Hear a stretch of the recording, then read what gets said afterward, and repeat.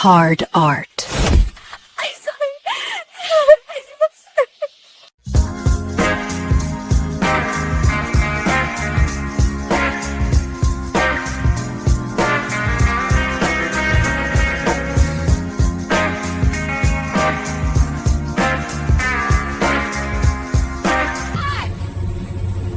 Where's my formula? Who's gonna pay for his college, Jonah? Shit! Hard art!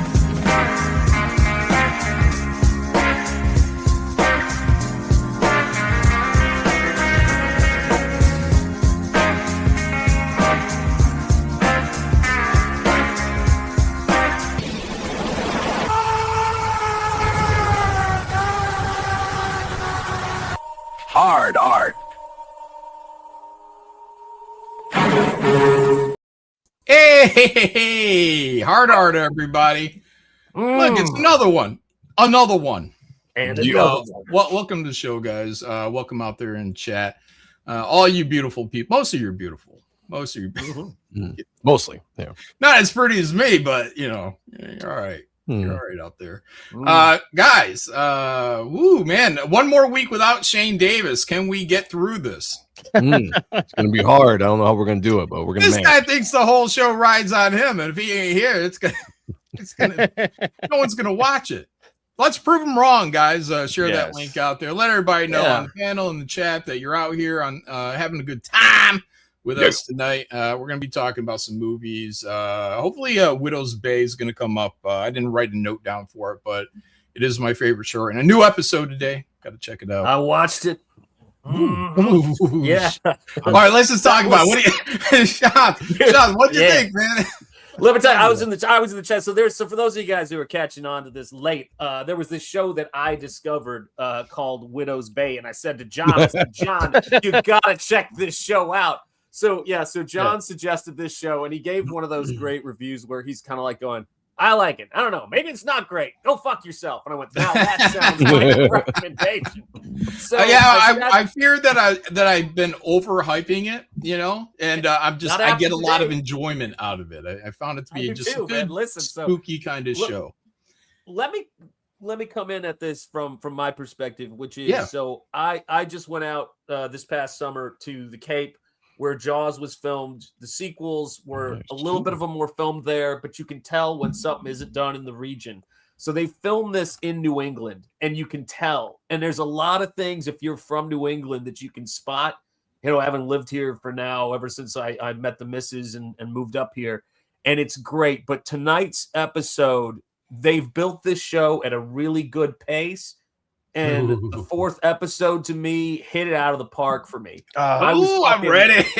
I haven't seen the fourth episode, so don't ruin it, man. But I absolutely love this series. I'm hooked. Great fucking series. I'm hooked. Yeah. I was like, shit, I could either watch the episode or I could prepare for the show a little bit. Like, and you made a fucking mistake, John. I know. I'm gonna try to, we're gonna try to get through this, and but yeah, my mind check it out. On that show. I'm trying to get. I mean, that's what I'm afraid. I'm afraid I'm overselling it because people are like, "Oh my god, it's the second coming of fucking Star Wars." No, guys. But if you like The Fog, you're probably gonna like this show. But it's also it's actually funny. Like they do really good fun and like humor. It's not Parks and Recs. It's a little like that. If it was like a steady, actual cameras instead of what it reminds me film of? crew kind of shit. It reminds me of a horror Northern Exposure first season. It's got that kind of weird. I've never got into Northern Exposure, but I remember brushing upon it, when I was a kid. I was like, it's kind of quirky. That's what I was thinking. I was like, kind of Northern. It's for a guy that never really watched Northern Exposure. It's a little Northern. Yeah, it's weird. I feel like it is Parks and Rec. I feel like it is Parks and Rec meets Twin Peaks meets The Shining. Yes, that's like good. A perfect blend of those three things, I absolutely because it's not quite horror. It's more suspense than it is horror, because I'm not a big horror guy, and this was the perfect kind of suspense, which is my kind of horror. And then the quirkiness and the comedy, the comic relief is actually it's beautifully written, beautifully timed comic relief. I'm a fan. It's growing. It also gets better with each episode. And the third episode, I was like, I want it. I'm like, I should have waited until this whole thing's done because I can't do this. I can't do this.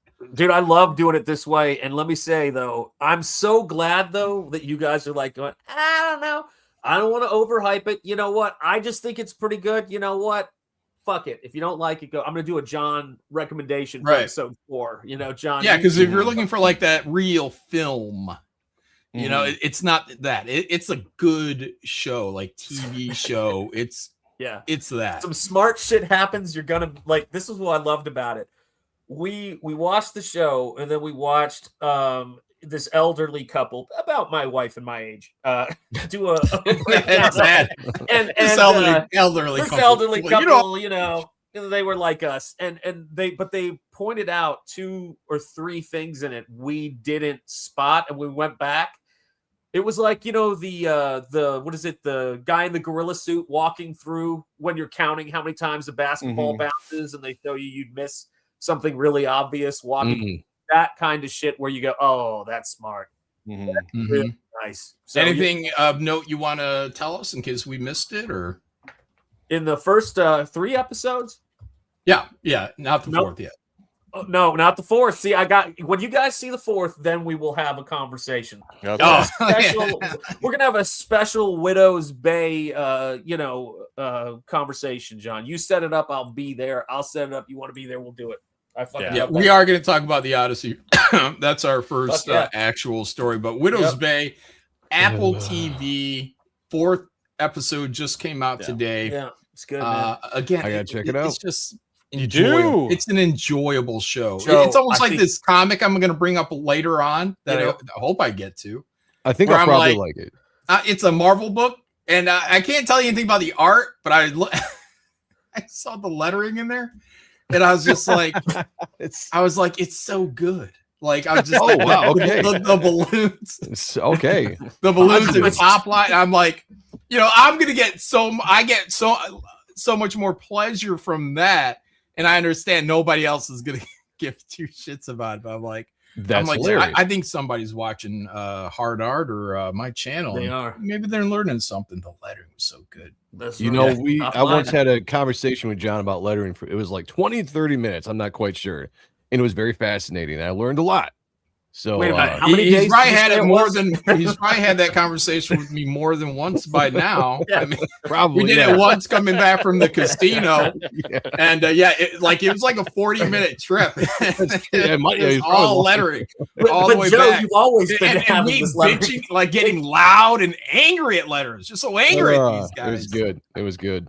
Yeah, I'm passionate. What are you gonna do? I'm a passionate guy. He smashed a glass. Speaking of casino, this is what I've been doing the last. I don't know. When did we go, Joe? 2 weekends ago. Yeah, a few weekends. Joe and I went. I went with 300. Goal was to hit 500. I left with 300, so it was even. Week went by.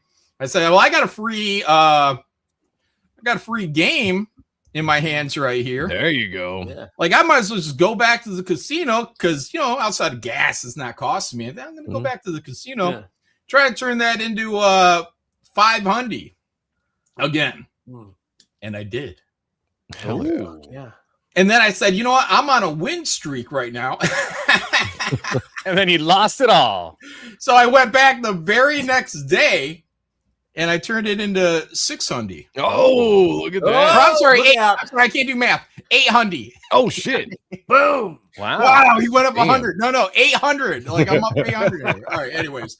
So now I got $800 to play with on my next visit to the casino, which might be in a week. I mean, I might just be going out. Or no, it's a fucking Wednesday. It might be. Maybe I'm not busy tomorrow. Maybe I'll do a little trip or something like that. You know, just sneak out there, rubbing his gums. There you go. Yeah. No, it's down here. Exactly. That's right. You got to rub the chips in there. So I'm trying to get another 200, 300. I want to get $1,000 for my bankroll. There you go. And then I'm going to be at a point where I'm going to be like, all right, now I'm going to start paying myself a little bit. You know, maybe I win 100, 200 at a time. You know, that's the plan. But I got some big L's probably coming up at this point. So that's how you do it, though. Yeah. And Faye, she's like, how come you're all of a sudden winning? like accusing, you know? Just say you're happy. Say you're happy. You know, she thinks I'm like out there like pulling money from the bank account or something. No, kicking ass. John, have you been sitting in one of like the corner seats? Because I was telling Sean this is like I feel like if you're sitting on the corner seats, I feel like those are the seats are getting a lot of the blackjack. Like I sit in the middle all the time, and I feel like whoever's sitting over here and whoever's sitting over there seems to get them quite a bit. Maybe it's just coincidence. I don't know, but it's probably coincidence. But I was sitting in the corner seat. I was one from it. And the guy who's actually in the corner seat right next to me lost big. Oh, okay. So, there goes that theory. So I think that would be like, I don't know how I think it's seat 5 is what I was in of 6. Okay. I think that's how it goes. Well, actually, at Firekeeper, it's probably seat 4 of 5 because I think they only need 5 people at a table. Okay. So, I kind of like sitting on that back end though, because I like to see what everybody else is getting. So, like, if I see like a low card, load card, then I'm like, okay, big one's coming. Maybe I can, factor that in for when it gets to me. But if I see like the card, if I need a 5 and I see motherfucker at seat 1 got a 5 and this dude got a 6, I'm like, fuck, 6 would have been all right. Yeah. And then a 4, I'm like, those are all my cards. And now I'm going to be like, don't double. This is probably not a time to double. But that's how it kind of goes. So anyways, once I can get more money. Once I can get more money to take to the casino, and because I usually do I try to be conservative because and I have to set some money. So I don't have a ton of money, so I try to take like $100 to the casino, and all that. Maybe 200 there. But if I can ever take a bigger amount, and then really get aggressive. Well, I tell you, you want to have it. This is what I've always said. You want to have at least 20 hands. So if you're at a $10 table, you want to bring $200 because when you get that bad spot, you want a minimum bet all the way through it and just wait until it finally breaks. And then you can, then you'll have a little bit to survive on and you can, kind of turn it around. Look at me. I'm an expert now. Woo! No, you are, but what you're just trying to do is you're trying to explain how these things come in cycles, like the fog in Widow's Bay. Do you know what I'm saying? And the fog rolls in. And then it rolls out and another cycle starts. So speaking of Widow's Bay, let's talk about Odyssey. I was just that a little bit more. Hey, speaking of Widow's Bay and the Odyssey, Widow's Bay, expert casting. The casting is perfection. The Odyssey. I'm starting to get shaky on the Odyssey, guys, because I was really excited about it. I've been championing it here the entire time where everybody else is pushing back against it. And I'm starting to waver a little bit. I agree. Yeah, I'm kind of feeling that same wavering at this point. They got this guy. I don't know. Is it supposed to help? Is it supposed to help or hurt? I don't know. Christopher Nolan brought in this Travis Scott guy. He's a rapper, one of those rappers. Yeah. In the Odyssey, he said he cast him because he's black. Yeah. Oh no. He said he cast him because he's black and a rapper, and rapping is modern poetry. Did you guys know that about a rap? Nope. Yeah. They say I would classified it as. They want to get their Gucci on that coochie. Yeah. I don't even know what that means. I just made it up. These guys, that's it's filth. Like if you and I wrote, I said, well, if you wanted to do something because they had actual poets back then. It is a poem, right? The Odyssey, the Iliad, it's a poem. It's like an epic poem, right? Why not get a poet? Yeah. There's plenty of them out there. A lot of poets out there. I mean, we still have them. And black ones. You can get a black poet. You can use that one chick. I think she's dead, but remember we had that black poet chick that was on Oprah for a long time. What do you think? I don't know. What's oh God, why'd you do this to me now? Shit. What are you trying to remember her name? I remember her name. I fucking know her name because she was from Oprah? She was around. Muhammad Ali. She goes way back. Come on, somebody get it. Oh yeah, Angela.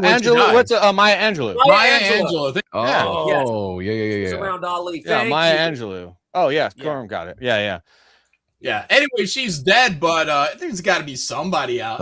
I don't follow poetry circles, but I'm sure there's a lot of fucking poets that are probably having online right now this same discussion, and they're saying, "Why didn't you hire one of us? Why didn't you get Jamal over here? He's black. He's black. He's not writing rap. He's writing actual poetry. He's like number 5 in the country. Why didn't you get picked? What is he actually writing, John? Did they say? Did Nolan say like what he's actually doing, or is he just casting because he's a rapper? I think he's going to be the. Remember in 300, there was a storyteller. Oh, please don't hit me. I think he is. He's basically going to be the storyteller. Oh, come on. This is I think a lot has to do with the fact that executives and casting agents and those people that are kind of making decisions, not just Christopher Nolan, they're so worried about getting people into the theater to see the theater or to see the movie that they cast these people that have like social media followings or kind of influencers so that they can get more people into the theater to watch it. But it's also, there's a checklist for the Oscars now where you have to have certain types of people in your film in order to even be considered for Best Picture. Yeah, you mean people like this chick here?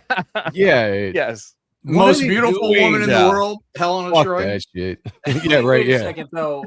And this is the other aspect of it, right? That there's a really great bit of poetry, which is the source material for this. Mm-hmm. And seeing how like this is the thing that cracks me up about this entire thing. This isn't, with all due respect, this isn't Batman. This is not in need of you to try to make it something more modern or now or realistic for the era or anything like that. This is a chance to go back into fantasy, look at the text, and represent things because we haven't had that yet. And if there's somebody who could come along and do it, I mean, with what we could do today, with what he's shown he's capable of, we could have an outstanding epic, The Odyssey. When I heard he was tackling this, I was like, this could be really cool. Well, can you scroll down? Being the important part of that. Yeah, Could you scroll down and see? Okay, so notice the earrings. That might have something to do with it too. The fuck is she wearing? What do you mean? Gonna the star? Breakers. Look at the earrings. Yeah, I don't think so. Does it look like a certain star? Come on. Is she a Jew? They're saying No, I was gonna say I would say, except for the fact that if there are two groups of people I haven't seen a huge history of getting on, it might be there. So I can't imagine that's not exactly a match made in heaven outside of Lenny Kravitz's parents and a few other people, but that's about it. But that's what people are saying online. Rashma just said it too. Let me pull Rashma out of order. He said it is 100% about Oscar eligibility. It is, it's stupid as shit. They said DEI shit. Joe, there's a checklist now with the Academy. They have to have these certain types of people represented in the film to even minorities. Be considered for Didn't we just get away from that shit? With no. They just made that's newer. Yeah, remember they did that like 3 years ago, 4 years ago, something like that. No, it's like I think 3 years, maybe 3 years ago. Yeah. It's newer. Yeah. Here's the thing. This isn't like 2016, 2018. This is just happened. Here's the thing. There was a big pushback against the woke 2024-ish, whatever. Got Trump back into office, all that good stuff. It seemed like that maybe the tide was turning against the DEI, the woke stuff. People were sick of it, and just lately, it went away for like a split second, but it's coming back. It's coming back slowly. And a movie like this, unfortunately, disappointingly, because I was very excited about this, is a movie I feel like they're ushering a lot of this stuff right back in. Same thing like the Oscars, which I didn't know about until you just said this. But I've said this before: if you leave the door cracked with this DEI stuff and you just let it go, people are going to kick the door down, come rushing right back in and try to use it even heavier than they did before. And shit like this has really, really got me worried. No, it's one more thing on her is she's doing a dual role. And the other role is so she plays Helen and her sister Clytemnestra. And I looked into Clytemnestra because I was like, who the fuck is that bitch? And that's Agamemnon. I can't say these names. Agamemnon. That guy's that gets killed by Achilles. Agamemnon. I can't say no. At the Battle of Troy. He is? Yeah, because what I read is he makes it home. Yeah. Who am I thinking gets killed by Achilles? No, well, actually. No. Paris's brother. I can't remember. I'm retarded. I can't anyways, it was high school when I read this shit. Okay. All right. So Agamemnon goes back home after the battle, And this is his wife. Yes. The other chick, the sister, who's actually, I guess, old school. She's a half sister. Now she must be a twin sister. So there must be two most beautiful women in the world, unless they give her a false nose. I don't fucking know. Bigger lips. I don't know. But so then this black bitch is going to kill him. Going to kill that white man, that Greek man. There you go. And everybody's talking street, or American, which I guess is why they Travis Scott is gonna kind of fit it because yo, man, so these motherfucking ships, dude, crossing the fucking ocean, dude.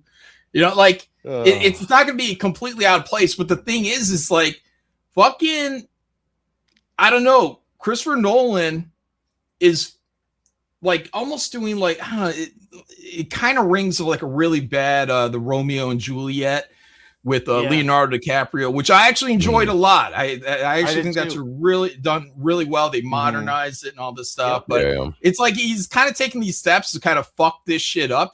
He has all the British guys talking American. Tom Holland's in there, talks. People are saying, "Dad, where's my dad?" And I'll be your daddy. Or no, he doesn't even say that because that's actually Robert Pattinson says that. I'll be your daddy.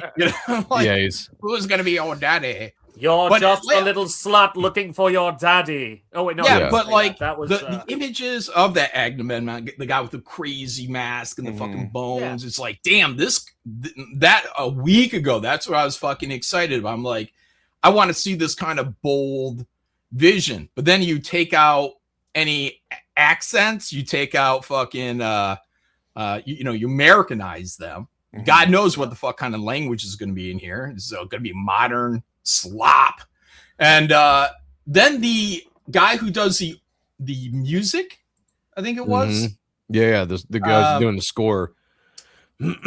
So Christopher Nolan instructed Ludwig Göransson not to use an orchestra. It's not like they had an orchestra back then. It was a challenge and also an opening to try to make something unique. Which if Nolan was making that great, bold, fucking, real, deep, good fucking film, I'd say, yeah, okay, I'm interested to do it. But you got fucking Travis Scott narrating this shit. You got everybody talking in American accents. It takes away any of that regalness that could be there. I'm so disappointed. I'm so disappointed in this shit right now. And then we have one last question mark, which is Ellen Page on whether or not she is still going to be Achilles. So that's still a question mark. Hasn't been confirmed. It hasn't really. Has it been confirmed? Because I've just seen it still being. I mean, everybody's running. No, it's rumored. It's rumored. That's my knowledge. Yeah, it's still that's rumored. my knowledge. It has not been confirmed.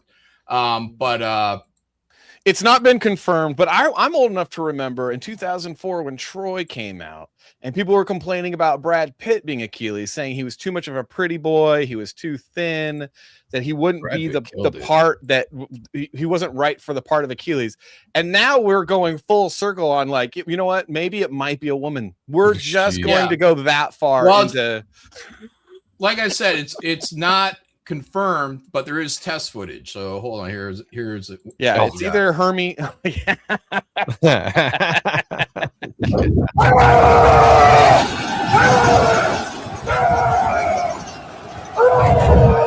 Oh. Let's go.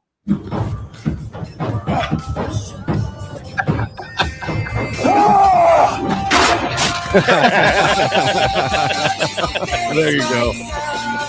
Shit.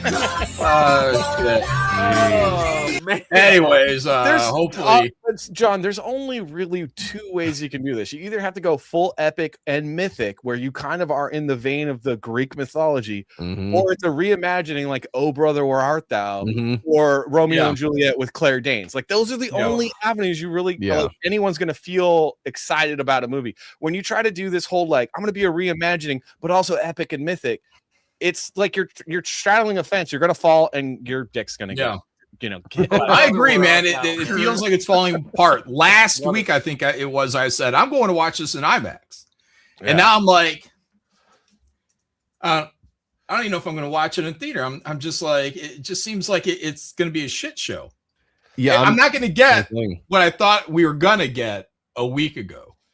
a beautiful Helena Troy, a nice, strong, fit Achilles. Everybody else fine. I'm open for whatever. Yeah, well, I mean, this is the thing. And Oh Brother, Where Art Thou, man? There's so many great quotes in Coen Brothers flicks, and my favorite is whenever my wife asks me how's the dinner, I always look at her and go, like, this horse has started to turn. It's just great. It's just a great fucking line, man. But it's the meeting the guy at the crossroads. You get like, I want to see great shit. That's what it comes down to, great shit. And it's like when we're doing this show and we want to keep everything really focused and talk about great things, like Widow's Bay. Which is a great show if anybody hasn't checked it out. With good why is everybody watching Widow's Bay on Apple TV right now? Wouldn't it be nice if they paid us to say that? I was gonna say the show should be sponsored by that, but it should be sponsored by Widow's Bay. Well, it has great casting. Get the cast on here. Unlike the Odyssey, it has great casting. But it's so disappointing because I've been excited about this movie since they announced it like a year and a half ago or whatever. Because I was like, oh, Nolan, I like Nolan. I love the Odyssey story. This could be great, a great modern day epic, for the theaters. And I ignored a lot of the small stuff that people were bitching about when it came to designs of unconfirmed because it's all unconfirmed. Yeah. And now though, this whatever the promotion they're doing right now with all these articles and leaks and stuff that they're putting out there is just making me not want to see the movie. Like, you were driving me away from wanting to see this in the theater. And the last straw is going to be if Elliot Page is Achilles. If that's the case, because I knew he was in the movie, she was in the movie, and I was like, all right, fine. If it's a bit part, I can ignore it. It'll be annoying. But if it is the ghost of Achilles, as everyone's rumoring it to be, that kills it for me. I don't want to see it then. And it's so disappointing because I thought this movie, the concept was great, and I love the story. Someone, and it might have been in chat, it might have been on this panel, it might have not even been in the show, but somebody brought up that it could be Hermes, and I like that. I still think it's going to be Hermes. Yeah, I still think it's gonna be Hermes. I think that would be an okay decision because Hermes is already a feminine character. Right. But honestly, Christopher Nolan hasn't made a good movie. Batman 3 was terrible. I don't care what anyone says. And I liked it. I liked it. It's good. I'm just since I've just been a little like they're beautifully filmed and they're Inception. It was probably the last real good one. I mean, I'd loved Inception. I thought that was great. I'm a big fan of Inception. I did not like the follow-up with the black guy. Not because he's black. Come on, not because he's black. Yeah, no, I know. We watched that recently, actually. Tenet. I wasn't wild about that one. But what was I going to say as far as Dunkirk? I wasn't great about that. I was like, you're doing the time jump thing. I just don't care. When people were talking to me about the idea of Elliot Page being in this movie as Achilles, I had no idea it was going to be one of the least weird things I'm hearing about this movie. That's what's keeping me up at night. Do you know what I mean? Like, I think people are going to be like, oh, yeah, and Elliot Page was in it. But do you remember that part where they had a rap battle? Yeah, exactly. Like, what the fuck? Yeah, I was dumbfounded when I saw that announcement about Travis Scott, and I'm reading this. I'm like, this can't be real. In an epic poem, like you're recreating an epic poem, period piece, and he's saying something like, like the themes of the movie or the themes of the story are more important than the actual period piece, and which is why you're seeing, essentially the DEI.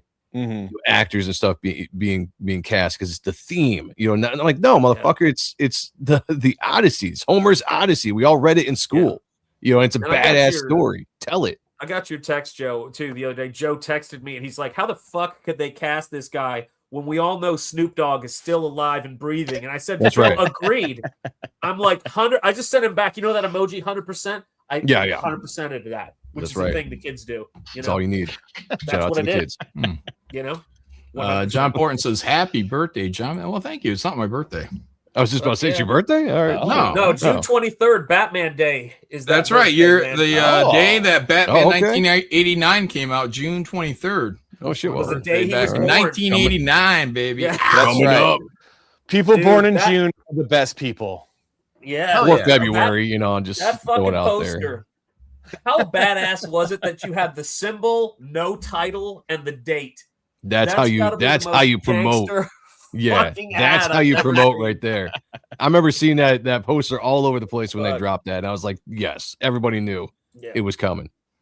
Beowulf likes to remind us that his birthday is also right. There you go. Next to June 21st for That's right. Jegs and No God. Nice. Yeah, June is where it's at, and if you weren't born in June, you're just a second-class citizen.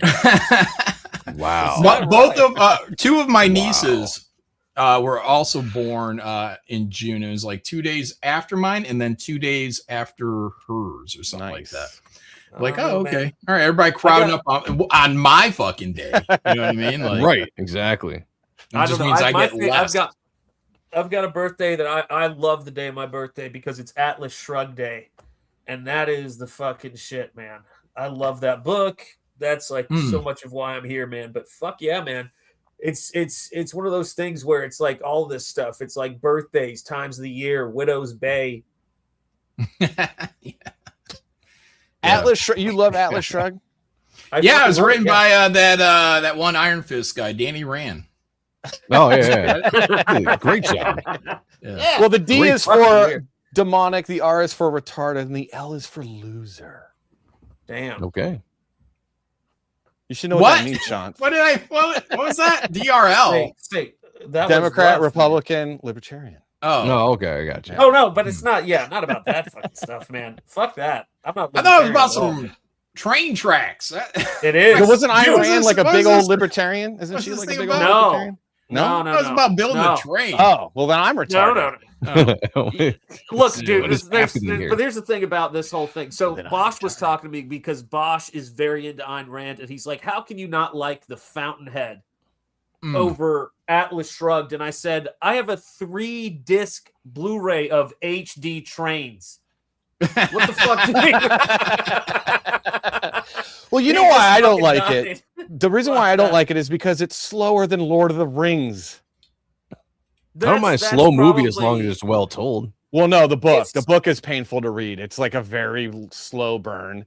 And like you think Lord of the Rings is just I bought the 3-part episode, and the cast just keeps changing in it and drives me nuts. And it does seem long and just kind of I don't know, it's really dumb. But the idea is that all the hardworking Elon Musk of the world just decide to say, you know what, fuck all you poors. That's what it's about. The government, all you guys coming out here just taking our fucking property or wealth for yourselves, and we're gonna go build a utopia out in the mountains. At least that's what it was in the show. It was a great premise for a video game. That video game was BioShock. It was an awesome premise for a video game.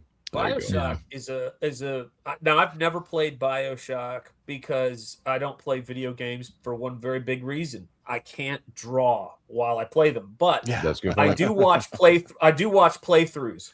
So I've watched playthroughs of that game just because the aesthetics of it are so fucking fantastic. And one of my former students actually did the costume design. She took my character design class when she was at RISD, did the design for the female character in BioShock Infinite, I think it was. She designed that character's costume. Claire Hummel is her name, but really, really skilled artist. But those games are beautiful, man. Yeah, those games are beautiful. Now, Sean, you've read Atlas Shrugged?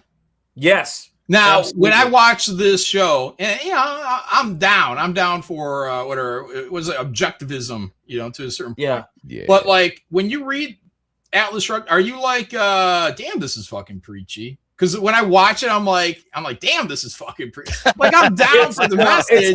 I'm down for the message, but it's like it's hit over your head. Like it's really trying to educate the audience about it. And it's like, holy shit. Here's the thing about it. She's so effective. She's trying to be as clear as she can with her message, but there is some fucking the stuff that she sets up and where it goes is fucking great. So I found tracked down this audiobook.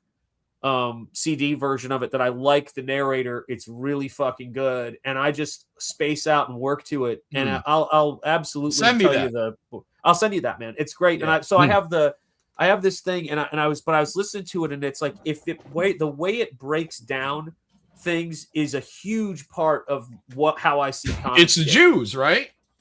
Of course, yeah, of course. That's the secret, right? particularly their carpenters. But the thing about it is that when you see now, if you're in Tennessee now, if you haven't seen a bumper sticker yet that says "My boss is a Jewish carpenter," then you haven't been in Tennessee long enough, man. But it's so this is the crazy thing about it is that when I'm looking at this book, what it basically says is, and she's an atheist, hardcore, unapologetic atheist.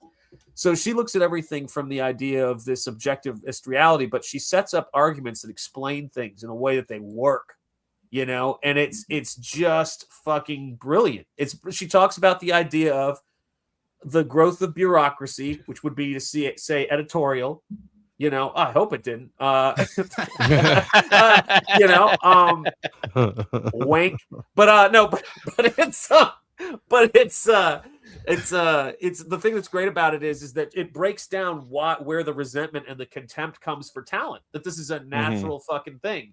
And it has one of my favorite quotes in the fucking world, which is the quote where she says that the sign that you're a second rater is you fantasize about being the smartest person in the room. And then when you're one of the smartest people in the room, your dream is to walk into a room where somebody knows shit you don't fucking know, where you can see some spark of interest and fucking curiosity. And when I read that, I was like, that's why I come here every week. That's why I come here. That's why I fucking you're joking, man. Yeah. But that's how I got here. I was teaching college. And I was like, I've got to get the fuck out of here. I'm in the wrong goddamn room. It's like, what am I doing? So fucking hail to all of you. There you go.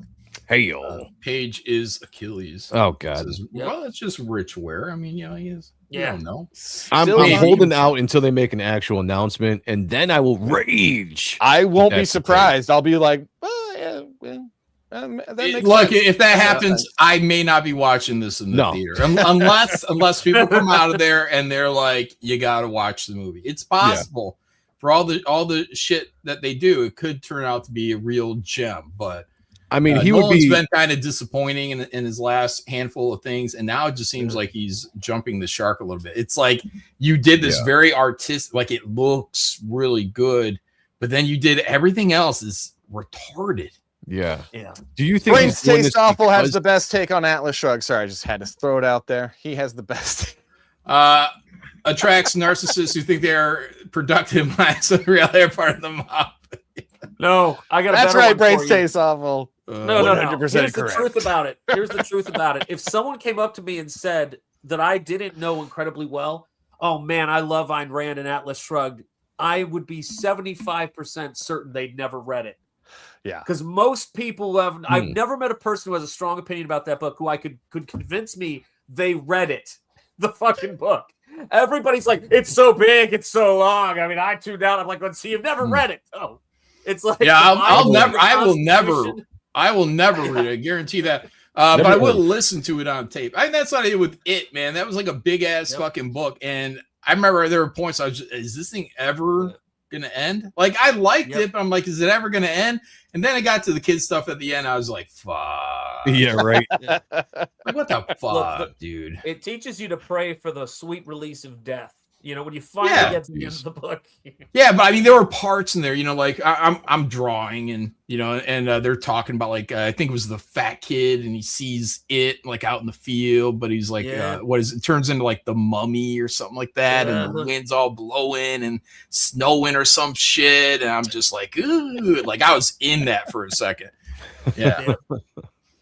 When that kid part came out at the end, I was trying to run out of my fucking room. You know?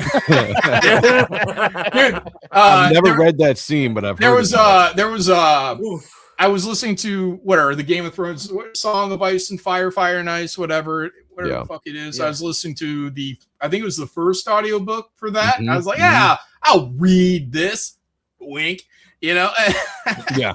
And it's some guy in there, and he's narrating the entire book just as one guy, and you know he's got the blah, blah, blah, blah, maybe a little British accent. Blah, blah, blah. He's reading all the characters, and then he gets to where like Jon Snow is getting fucking laid, maybe by that fucking redhead chick. I don't know who the fuck it is, but like I got the audio. I'm not listening on headphones. I just got the audio. I'm just in my office, just working. And then all of a sudden it gets to like a sex scene with fucking Jon Snow, and the chick is saying, oh, John. And I was like, I had to turn it off. I was like, it's like, that's enough of that fucking book, man. That's too much for fucking me. Get a chick to do the chick part. If you want to listen to a really good book, John, because I do the same thing too. I listen to a lot of audiobooks when I'm at work. The Hobbit, narrated by Andy Serkis, is fantastic because he goes through and he has different voices for all the characters. And I don't know if you ever heard Andy Serkis do like readings or anything, but he does such because he gets Gollum into and lines in movies. Yeah, and it's cool because obviously he does the Gollum voice in the book as well, but he just gets into it, and it's like listening to a fucking movie. And it's just him the entire time reading the book. He does a fantastic job. So find that version. Is he going to do Lord of the Rings? I think he's doing the what was that, the new one that's coming out, right? Isn't he the one directing it? Oh no, I'm talking audiobook. You're reading the book. Oh, audiobook. No, I don't think he's done the Lord of the Rings yet. Yeah, I don't think he did. Yeah, because if he does that, I might give it a shot. Because if he does a really good job on The Hobbit, I might want to check out Lord of the Rings. I've never listened to an audiobook for Lord of the Rings, so I have done. I'd have to look it up. I can't remember because I know I got into The Hobbit, and it was like I can't remember. It's a ridiculously long video. Obviously, you can find it on YouTube, the audio version. Well, they also promoted the hell out of that. I think that actually came out on the heels of The Hobbit, or did it really? Okay, I didn't know when it came out. I could be wrong, or some. I think it had something to do with the film. Yeah, he did such a great job because they pushed it. Fantastic. And I remember checking it out, and you're right. It was. I mean, I love The Hobbit. I thought the movies were terrible. And his audio reading of it was superb, absolutely superb. Yeah.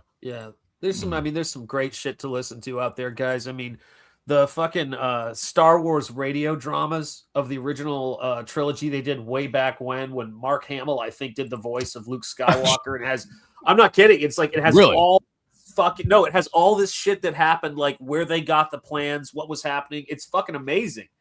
And so then there's Christopher Lee reading both Dracula and Frankenstein audiobooks. That's fucking great. You can get that online. There's so much cool shit to listen to while you work. Speaking of cool shit, guys, go check out over on Joe's site. What is it? Press Reaper Destroyer 2 campaign launching 2 days in 2 days. 2 days. Friday. I believe that's gonna be on Comicsgate Live this Friday. Woo! It's gonna be launching.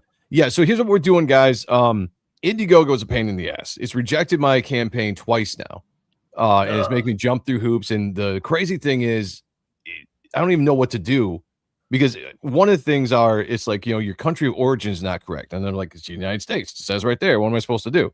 So I have no idea how to get past some of these stupid things. So I think I'm really done with Indiegogo. I think I'm going to wait for Back Me Bro. Maybe if I'm my comics down the line. But Shane's really letting you down by not having that fucking site. I know. I was like, man, if Shane if he had it right, I'd be doing it this Friday. And Shane, but what we're doing is we're going to be superiorpresscomics.com, which is my website. Just go to that on the 15th. You drop down from the main header here and just follow this link right here. When it's live, the page will pop right up. It's not up right now because it's not live, but you can follow that link. You can back it there. We got all of the tiers, everything you need. It's going to be very simple to click and back and add anything you want to the shopping cart. Yeah, exactly. Put it up there, Shane. I will jump on as soon as I keep can. hiding, Shane. Keep hiding from your critics, your responsibilities, while you're, out there. I don't know what the hell you're doing on your vacation. But until then, this is the place to go. SuperiorPressComics.com. You want to go there, just scroll down, click this link. It'll take you to the page. It'll be easy peasy, unlike Indiegogo. So definitely do that, please. Pre-order it going live this Friday at whatever time Ethan decides to stream. I'll probably be streaming early in the day to do what we call is a tailgate show, just to get everybody ready. I'll show off the site and all that kind of stuff. Ooh, I don't know if you're going to go on Ethan's. It might be better just to do it there, launch it there. Oh, I'm going to launch it there. Yeah, I'm just going to probably. Oh, okay, just like a pre-warm up. Oh my God! Look at this! Hey! Wow. He's alive. The ball is here. Yeah, I'm hiding, man. I'm fucking up under rocks all day. See how easy it is to get Shane You just bait him. Just manipulate Bait him. him a little bit. Here I am. Yeah, I heard you ran away. That's yo, I heard that- run away. It's, Here's the thing: as I told people I was taking a vacation, but I'm actually just finishing the script for Rex 3 and getting the files together and stuff. So, so you lied like Chrissy Mayer. Yeah, I lied like Chrissy Mayer. Sick Brittany Venti on me, please. And let me put. I mean, please, John, don't make me ask twice. This guy is a criminal and a liar. Just like Chrissy Mayer. I never said vacation. I just said I'm taking off to do some work. Streaming for 2 weeks. I was like, I need a detox, and then all of a sudden, here comes Kelsey saying I'm running and hiding. It's like, great. So he got into more drama being on vacation than he was when he was just out here. I hope you learned your lesson. Everybody's like, this guy's taking time off from us. Let's get him now. Get him. Yeah. He must be up to something, or he would be here. Just an update on Back Me Bro. So we did get approved by payment processors. We had to sit down and have meetings. The back end is totaling up the way and working it's supposed to. So, the foundation of the site for the back end for you guys, when you go add your stuff, everything's adding up and totaling up, right? So that's good. I'm waiting on terms of service to be written by my lawyer. So there's that, and we're still working on the front end of the site. So nice. It's coming. Maybe a month. I mean, it's being put together about as quick as our site was put together, which is going to be impressive because this is more complicated. So it's coming together. It's coming together. Looking forward to it. Great to hear that. Not in time for Joe Sontag. Yeah, I didn't know. Joe, hold on one sec. Joe, this is launching Friday. What time? Yeah, Friday. I've been saying 8 p.m., but it really depends on when Ethan wants to launch Comicsgate Live. So when are you starting your pre-show then? Oh, I'll probably start my pre-show about 7 o'clock. So what me, so me 7 and Sean, o'clock until the launch. Me and Sean Aaron, my co-host on Odd Stuff and the Grift, we'll probably stream about 7, and we do a thing called the tailgate. So it's basically just getting ready for the campaign drop, and come join us there at 7 o'clock. We'll go over the campaign. We'll have some fun until Ethan drops the link, and then we'll go launch. I'll pop in for that. So. Yeah, absolutely. That'd be awesome. If you want, you don't, whatever. I mean, yeah, absolutely. You're always welcome. You don't mind me popping. Yeah, you're always welcome. Yeah, absolutely. So, what? Oh, Someday John sends me the link the way he sent. I did send Shane the link only because he's part of the show. You can't just come and go when you please. So, some other news on Back Me Bro. Because we want this to be the best site, period. So I am going to take it upon myself to launch something small on it to be the test subject. Because in case something goes wrong, it's going to happen to me, not you. But I want to christen it, if you will. I want to be the champagne bottle upside its goddamn head. I want to break this thing open, man. And you should. It's your new site. Yeah, if I was making a site, I want to be at least the first one to use it. I don't want somebody to drop and go, "Oh, Shane, this didn't work the way I wanted it," and you're an asshole. I don't want that. No, I don't know. It sounds pretty selfish. Like you're just trying to use the site to promote yourself, and like you shouldn't be able to profit from all the work that you've done on the site. You selfish bastard. Yeah. For the record, Shane, hold on, Shane. Before you run OFFT, I don't know if you saw this or not, but there's a He-Man Mossman leak here. I gave you this. Oh, okay. Yeah. At first, I thought it was AI. Yeah, at first I thought it was AI. Here's what's weird, man, is Sean, do you keep up with what's going on with Mattel and Hasbro? Like they're joining? Yeah, I do. All right, we'll talk about that after this. So the toys for this stuff is already out. So it's weird. Like here's what's interesting. They made sure there was a $9 figure versus a $20 figure, like a scaled down version for kids. Like they are trying to get kids to buy toys again. At least Mattel is. They're really looking at this to kickstart, action figures again for kids, or they think it will. I don't think it will. I saw the same thing happen with the Superman movie. They had action features with the characters and the toys in it. And this is weird to me because they would, unless this is a second wave of figures and stuff, if Mossman's there, I don't know who else is there. They're hiding. You know, I don't know. Maybe Merman is in the fucking movie and they just don't want to show him to us. I don't understand. I don't understand. Who's this bitch on the right? She's they keep talking about her. She's a character from a comic, and they think she'll be like a girl boss character with Tila or something like that. Like Goatman. Yeah, because I'm like, it looks like they're doing like strategy planning. They got some bitch over there in a bomber. Also very covered up compared to again. Here we go. You know, can't see nothing. You make them more plain. But you were, you know, what's funny is I believe, if I'm not mistaken, right? Was it Hasbro or was it Mattel who got the Jurassic Park license and cranked out all of those? Mattel. That was Mattel. And they made a real fucking effort with that shit.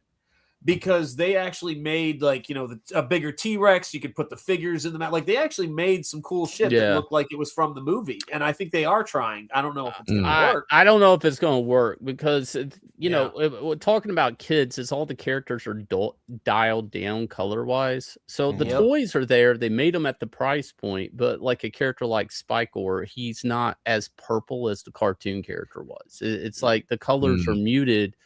And anyways, to this, I think there's probably a lot of characters that they're hiding, you know, because Travis Knight did have that scene if you remember in Bumblebee, where he snuck in every damn Transformer he could on Cybertron. You know, all the Seekers were there, you know, Ravage, all of that. I'm curious to know what does a Ram Man sound like when he talks? Because in the cartoons, he sounded like a big dummy, right? Kind of, yeah. Yeah. Chokeout says, is that Moss Man? Yes, it is Moss Man. Yeah. Do you want him to have an American accent or like a fucking, who is that? Chow Yun Fat? I don't know, Mako. Or his own. Listen to me now. Like, look, I'm just saying, he's already fucking Chinese or whatever. If he fucking went all in with that shit, he might, like a samurai or whatever. He might be fucking badass. He goes, Skeletor, I rammed you 3 times. He sounds like Toshiro Mifune. Yeah, he's always smashing his head on shit. Of course, he sounds like a dog. Yeah. That actually might. That'd be I'd be fine with that. I'd be like that works. That works. I get a good laugh out of that if it was a heavy accent. Yeah, if he went all in. Yeah, hey dude, can you just go all on your ancestors' accent, please? Yeah. Every time he appears on scene, you hear a big bong sound. You know, it would be very colorful though, right? It would add flavor to the movie. Because if he just talks like me, hey guys. I think we are here. I think everything will work out. You know, no one wants to hear me fucking talk. You know, a battle plan. Yeah, but you got a fucking samurai up there. Everyone's gonna listen. Yeah, Triclops is black. Yeah, Triclops is black. Man at Arms is black. I mean, you can see the diversity quotas they're hitting. There's no reason Ram Man is Asian. There's no fucking reason. Yeah. Well, so what are they going for? Like best special effect Oscar? So they got to get all the women in there and set definitely design. Check the boxes, just like most. They're not gonna like Salty it. was saying.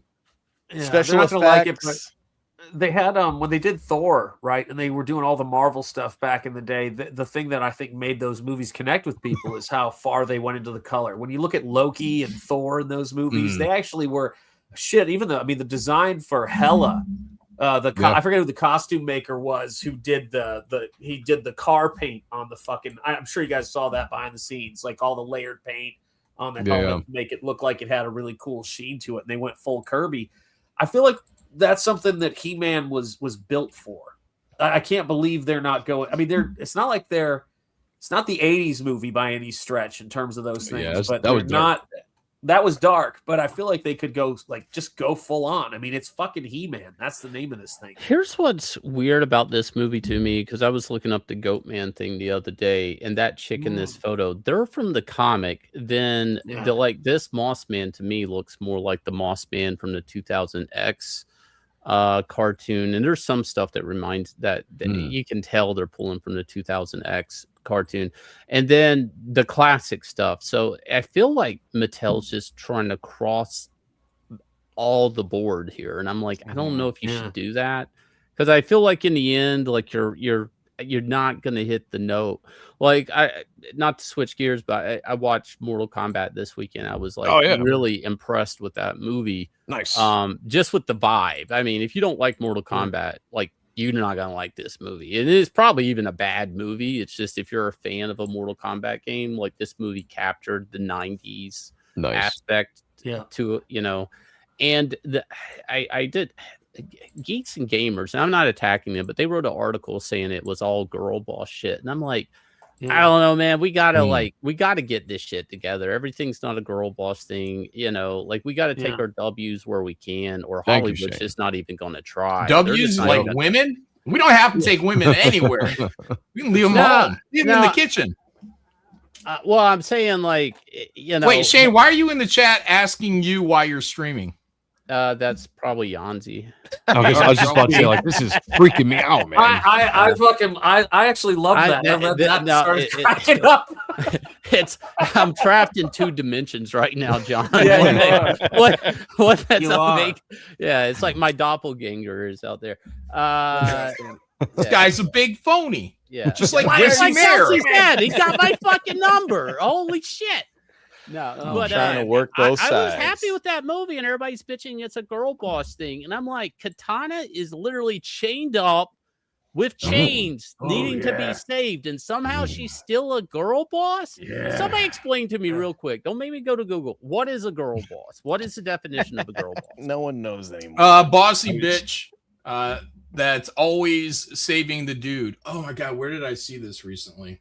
It was driving me nuts. Man, I thought it was just a simple thing. The girl who is telling men what to do, and they have no fucking brain. I think that's all it is. Go. She comes in and she tells guys what they have to fucking do, and they do it. That's the God. I had a great example of this. It might have been in that Mortal Kombat movie. No, I watched that first Mortal Kombat movie because I was warming up. I'm like, all right, let me warm up. I didn't. And then say I'm it was like, good. I didn't. Then say I'm it like, was good. God, I hate video game movies. I felt watching. I was like, oh, what is this stuff? 2 is a big step up.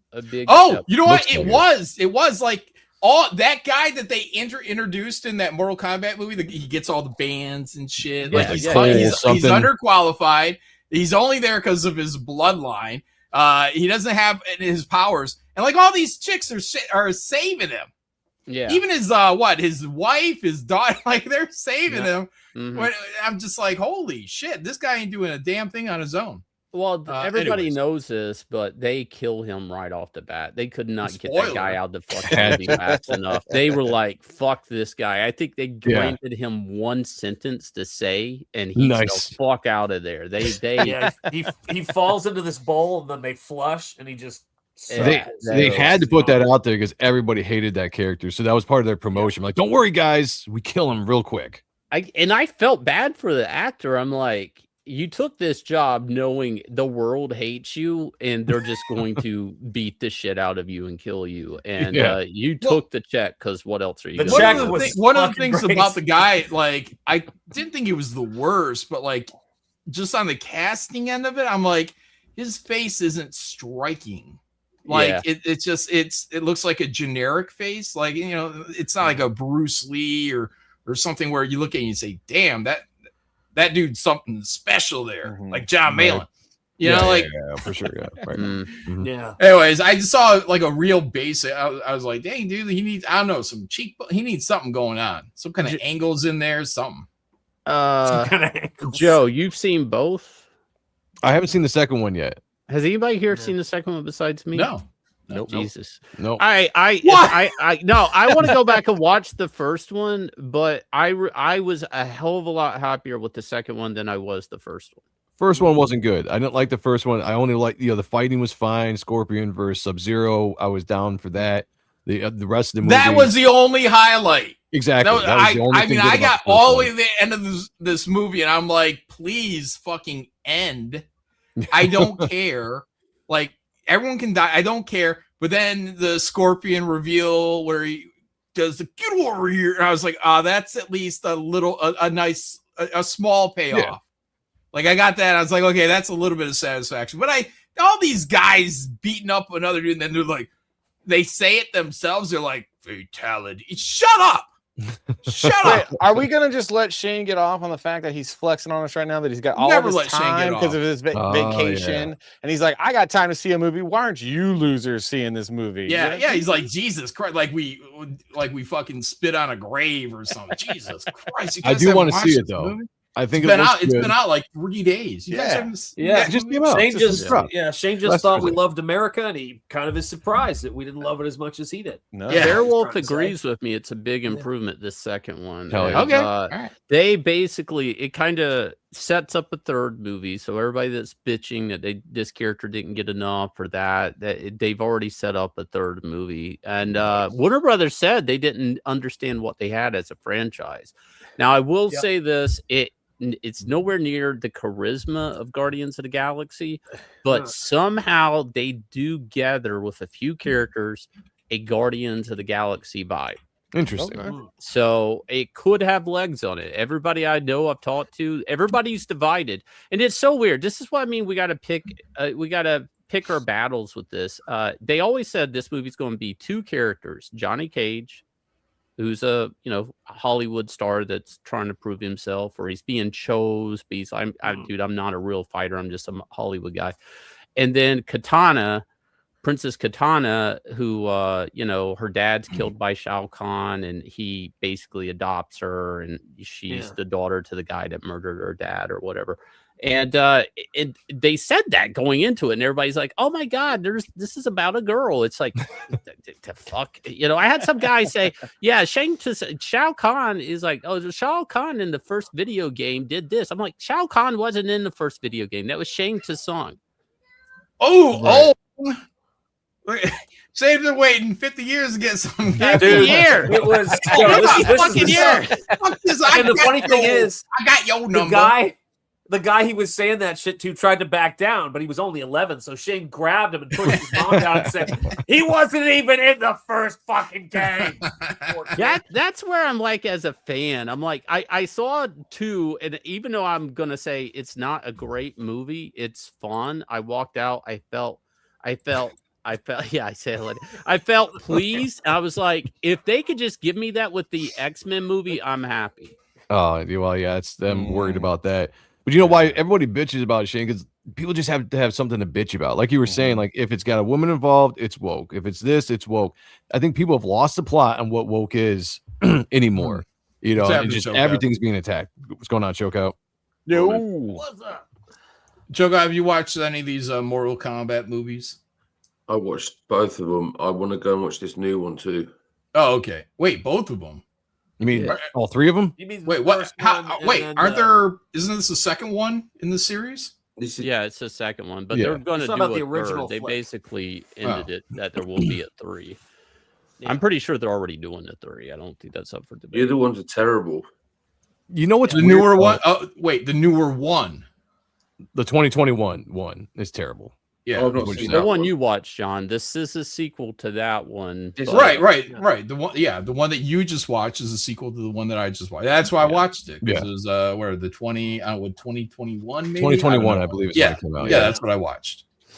So Chokeout didn't like. Chokeout, you didn't like the 2021 one, or is something prior to that? Wait, I'm trying to remember. I'm trying to think. Which one's got the white guy playing fucking Raiden? All of them. That's the original one. No, that's the that's the 90s. That's That's the 90s. In the 2021, there's an Asian guy playing Raiden. Yeah, he's Asian now. Yeah. Here's the best thing. I hate to. I have to spoil this one part. This one joke in the fucking movie. This what is a fucking joke. It's a fucking joke. It's a fucking joke. When Johnny Cage meets Raiden for the first time, he goes, "Nice Big Trouble in Little China cosplay." I was like, my dick got hard. My dick got hard. The fucking reference. That everybody knows Raiden was ripped off. That the Ed Boon or whoever ripped that fucking character off straight. How'd they get away with that? I don't know. This was back in the day. Dude, I got so hard the popcorn bucket fell out of my lap, John. It shot through the air. Oh, I thought you were gonna say that you got to the top of the popcorn. You know what I mean? Oh yeah, there you go. Yeah. Salty. He's Raider's a ripoff of the Asian guy from Big Trouble in Little China. Mm-hmm. Oh right, he had the electric lightning stuff. Like it was everything. And Shang Tsung, whatever Soong. the fuck, Soong. It's Tucson. Hey, nobody says that. Nobody says that. They always say it's Tucson. I don't know who's correct. Isn't that the same thing? General Soong or what is it? Chicken? Sal's chicken. Is that what it is? General Toso's chicken is what's his name from General Toso's chicken is what's it? Would that be an awesome Mortal Kombat boss? General Toso chicken. It's Sal. That's right. The T is silent. Anyways, so he's a ripoff of what's his name from Big Trouble in Little China. Same guy, same. If you look at him from the first game, I mean, and Johnny Cage is Jean-Claude Van Damme. Liu Kang is Bruce Lee type character, and I don't know. You get Sonya Blade, which is whatever, and then. Who else was in the first game? Scorpion and Sub-Zero. That's Kano. Kano. Not Cage. Kano. Yeah. The guy with Shane. The second one is I hate the fucking first one. And Liu Kang. The game or the movie? No, the movie. The 2021. I hate. It wasn't good. And this one feels like the fucking game. I don't know how to explain it. They were really there. There's even like a meter. Like there's these. Did they really? Well, there's these floating jewels in the air, and if one side loses, the flame extinguishes. Oh, okay. So there's kind of a meter for both sides in this tournament. That's it just had a game vibe to it. Like I can't explain it. It's the fatalities were really good.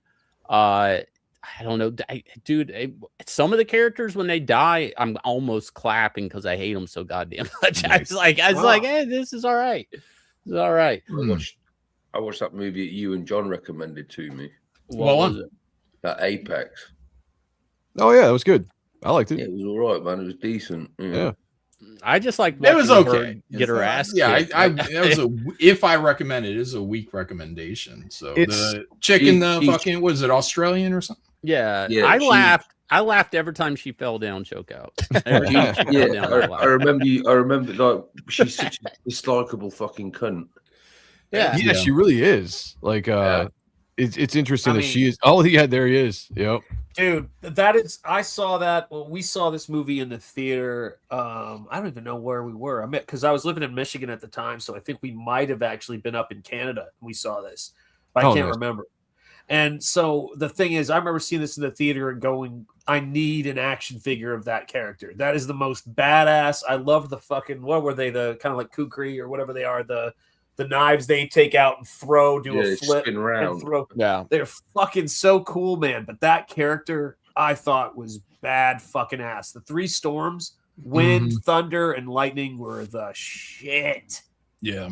I think everybody does one this of them, one of them got sword hands like fucking like the robot from fucking the spinning blades. That was lightning. Yeah, the spinning blade guy. Yeah, and then the one guy can blow off and get they were electrically powered, I imagine. You know, he went into a blender. Fucking hell yeah, man. Somebody sent me this to play on hard art, so all right, check this out. Justin, China revealed the world's first fully functional production-ready mecha suit. Oh, okay. Able to punch through brick walls. Nice. That looks like it came straight out of a Hollywood film. That's not true. It's called. Wait, look at these little chicken legs on it. Yeah, I think it looks like shit. You're gonna have to pay over $500,000 for this thing. That's what it started at. It almost looks like a retarded version of the loader from that's what I was gonna say. Yeah, Ripley should be in there. Yeah, give it big ass chunky legs. I don't care if it just adds useless weight. You gotta make it look fucking cool, man. Why do all these robots have these skinny ass legs? I don't understand. How often are you in a scenario where you need to punch through a brick wall? Not realistically. I mean, sometimes I would do it just because you can. Sometimes a woman won't shut up, choke out. I don't know what you want me to say. There you go. You got to get out of there. You got to get out of there, and it's through the wall. Like I got to get the fuck out. Oh, I thought you was on about mecha punching. no. Donkey punching? They get through the wall to get out. She's blocking the entrance.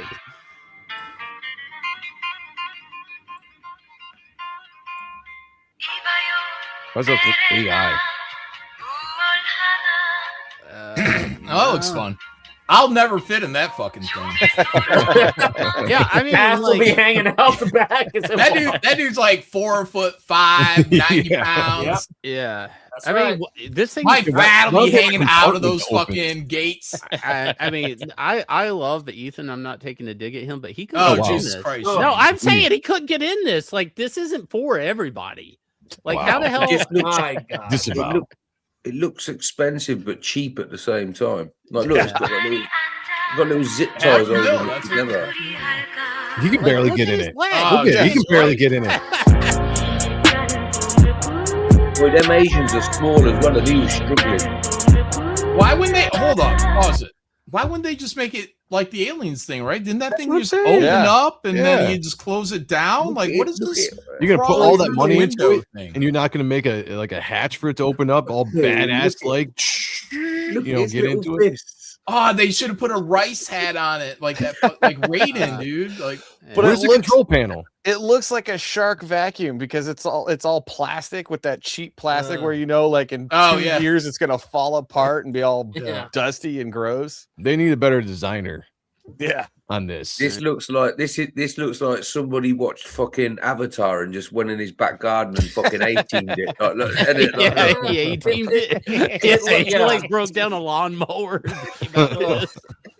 He's a shark vacuum for the legs and the arms. Choke out. That's just great. This is like the A team. They're stuck in like some dude's backyard. They're held prisoner. And they just have to go in and they got like 3 weed eaters and a push mower. Right. yeah, he's the monster who said he's digging that kung fu grip. I noticed that. Yeah, like it's like so you could put a gun in there or something. Well, Yeah. I know. Oh, yeah, like, yeah. look, there's the fingers don't operate. It's just there. They're like Well, G.I. Joes. Yeah, Yeah. like, Yeah, like a like John Star said, you Wars put a gun action in there, figure. something, a stick, an axe. a Yeah, sword. show me how this Protection. motherfucker jumps on top of one of these buildings, and I'll say, all right, I'll order a few. You know, it's got to kill. It's got to do something. Bro, Dude, look at that boss ass walk he's got. Look at this that's stuff. right. Look at this stuff. Looks like he's constipated. Look at that. Looks like he's chugging a turtle head. I gotta Yeah, it's go like he's got to take a go. giant I shit, gotta- but he's trying to get to the toilet. And Yeah. Oh, man. Wait. Oh!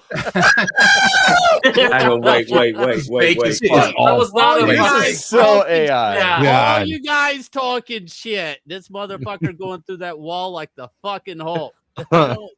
More like the, The Kool-Aid, wall, man. the wall's just a pile of cinder blocks all piled on top of each other with zero Thank mortar, you. and he pushes Right. open the top. Yeah, it's like that lady breaking all those boards. Yeah. Look, I Your would car pay can do that, $500,000. too. Choke out. I would pay $500,000 to knock Legos over in a robot suit. I don't give a fuck. like, Hey, I would do it, but that shit is so damn fake. Come on, Yeah. come on, people. look, they're not even Holy aligned. Like, you see the misalignment there. Like, they literally are stacked. There's no. But why is he mortar at doing all. a side hit like that? Give me a good full, step and punch into it if you want to make it look cool. Give me a Superman punch, just boom, right through the wall. 香炉灯台上摆，长大才开白王牌。 Wait, this is Asian rap? Oh my god! Everybody be quiet. I didn't even know Asians did this. 上喜欢挂玉牌，香炉灯台上摆，长大才开白黄牌。前程拜三 You 拜 talking，about pie? 钱包里的底板，一的是六合彩，男的是大牌，一阴一阳只为到紫气东来。明码标价的那些物，非黑即白。若上颁奖台，切莫张灯结。 Dude, this guy gets pussy. I don't give a. He said this guy gets pussy. This guy's pulling more ass. than Oi, choke out. oi, He's if pulling you- ass. That's choke for out. sure. Choke He's out. This pulling guy's something. got game. What are you talking about? Have you not seen the Jetson car? Yeah. Mm-mm. I want to see how he gets in this. Hang on. I want to see how he gets in it when it's folded over. 上台切莫张灯结彩，八仙桌的收尾少不了弄 You 彩。 can't. You can't. He's like, let me just upside pose. down. He'd be on his fucking back. Yeah, I was saying, that Just doesn't make any sense. Unless you can sit the other way in the chair. I don't know. Maybe he'll ride it on top of it. He'll ride it like a horse. There you go. I get down with that. Is there a pleasure model? Can we fuck this thing? That's not a gear shift. It comes with John. Jeez. This thing is a whole nother fucking thing here. That's what I'll say. I don't know what to make of it. I like how he's trying to squeeze. He's Asian and he's having a hard time squeezing his legs in there. But there's nothing to control in there. Yeah, that's the other thing. There's Somebody no else is controlling it, Yeah. not him. Yeah. It's not like you get in there, you control it like a robot and do all the cool shit. You're just sitting there like a passenger. Maybe he controls it with his mind. Oh, there you go. You know, it's got a crash cage on it in case it falls. Yeah. It's not even in case. I mean, literally, that's the what bike the cage tires. is for. Yeah, It will fall.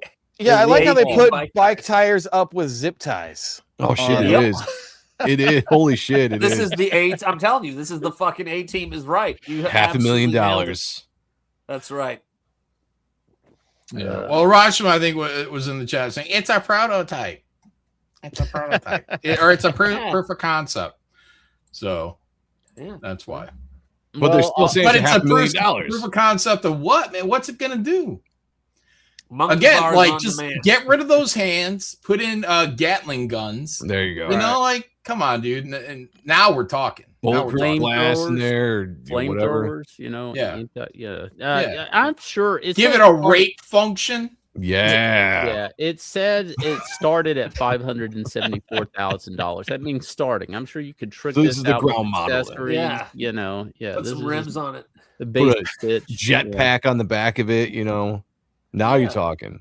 I wonder how much this thing weighs. Actually, I know that's I wonder about the like because it looks. Never ask a lady how much she weighs. Good point.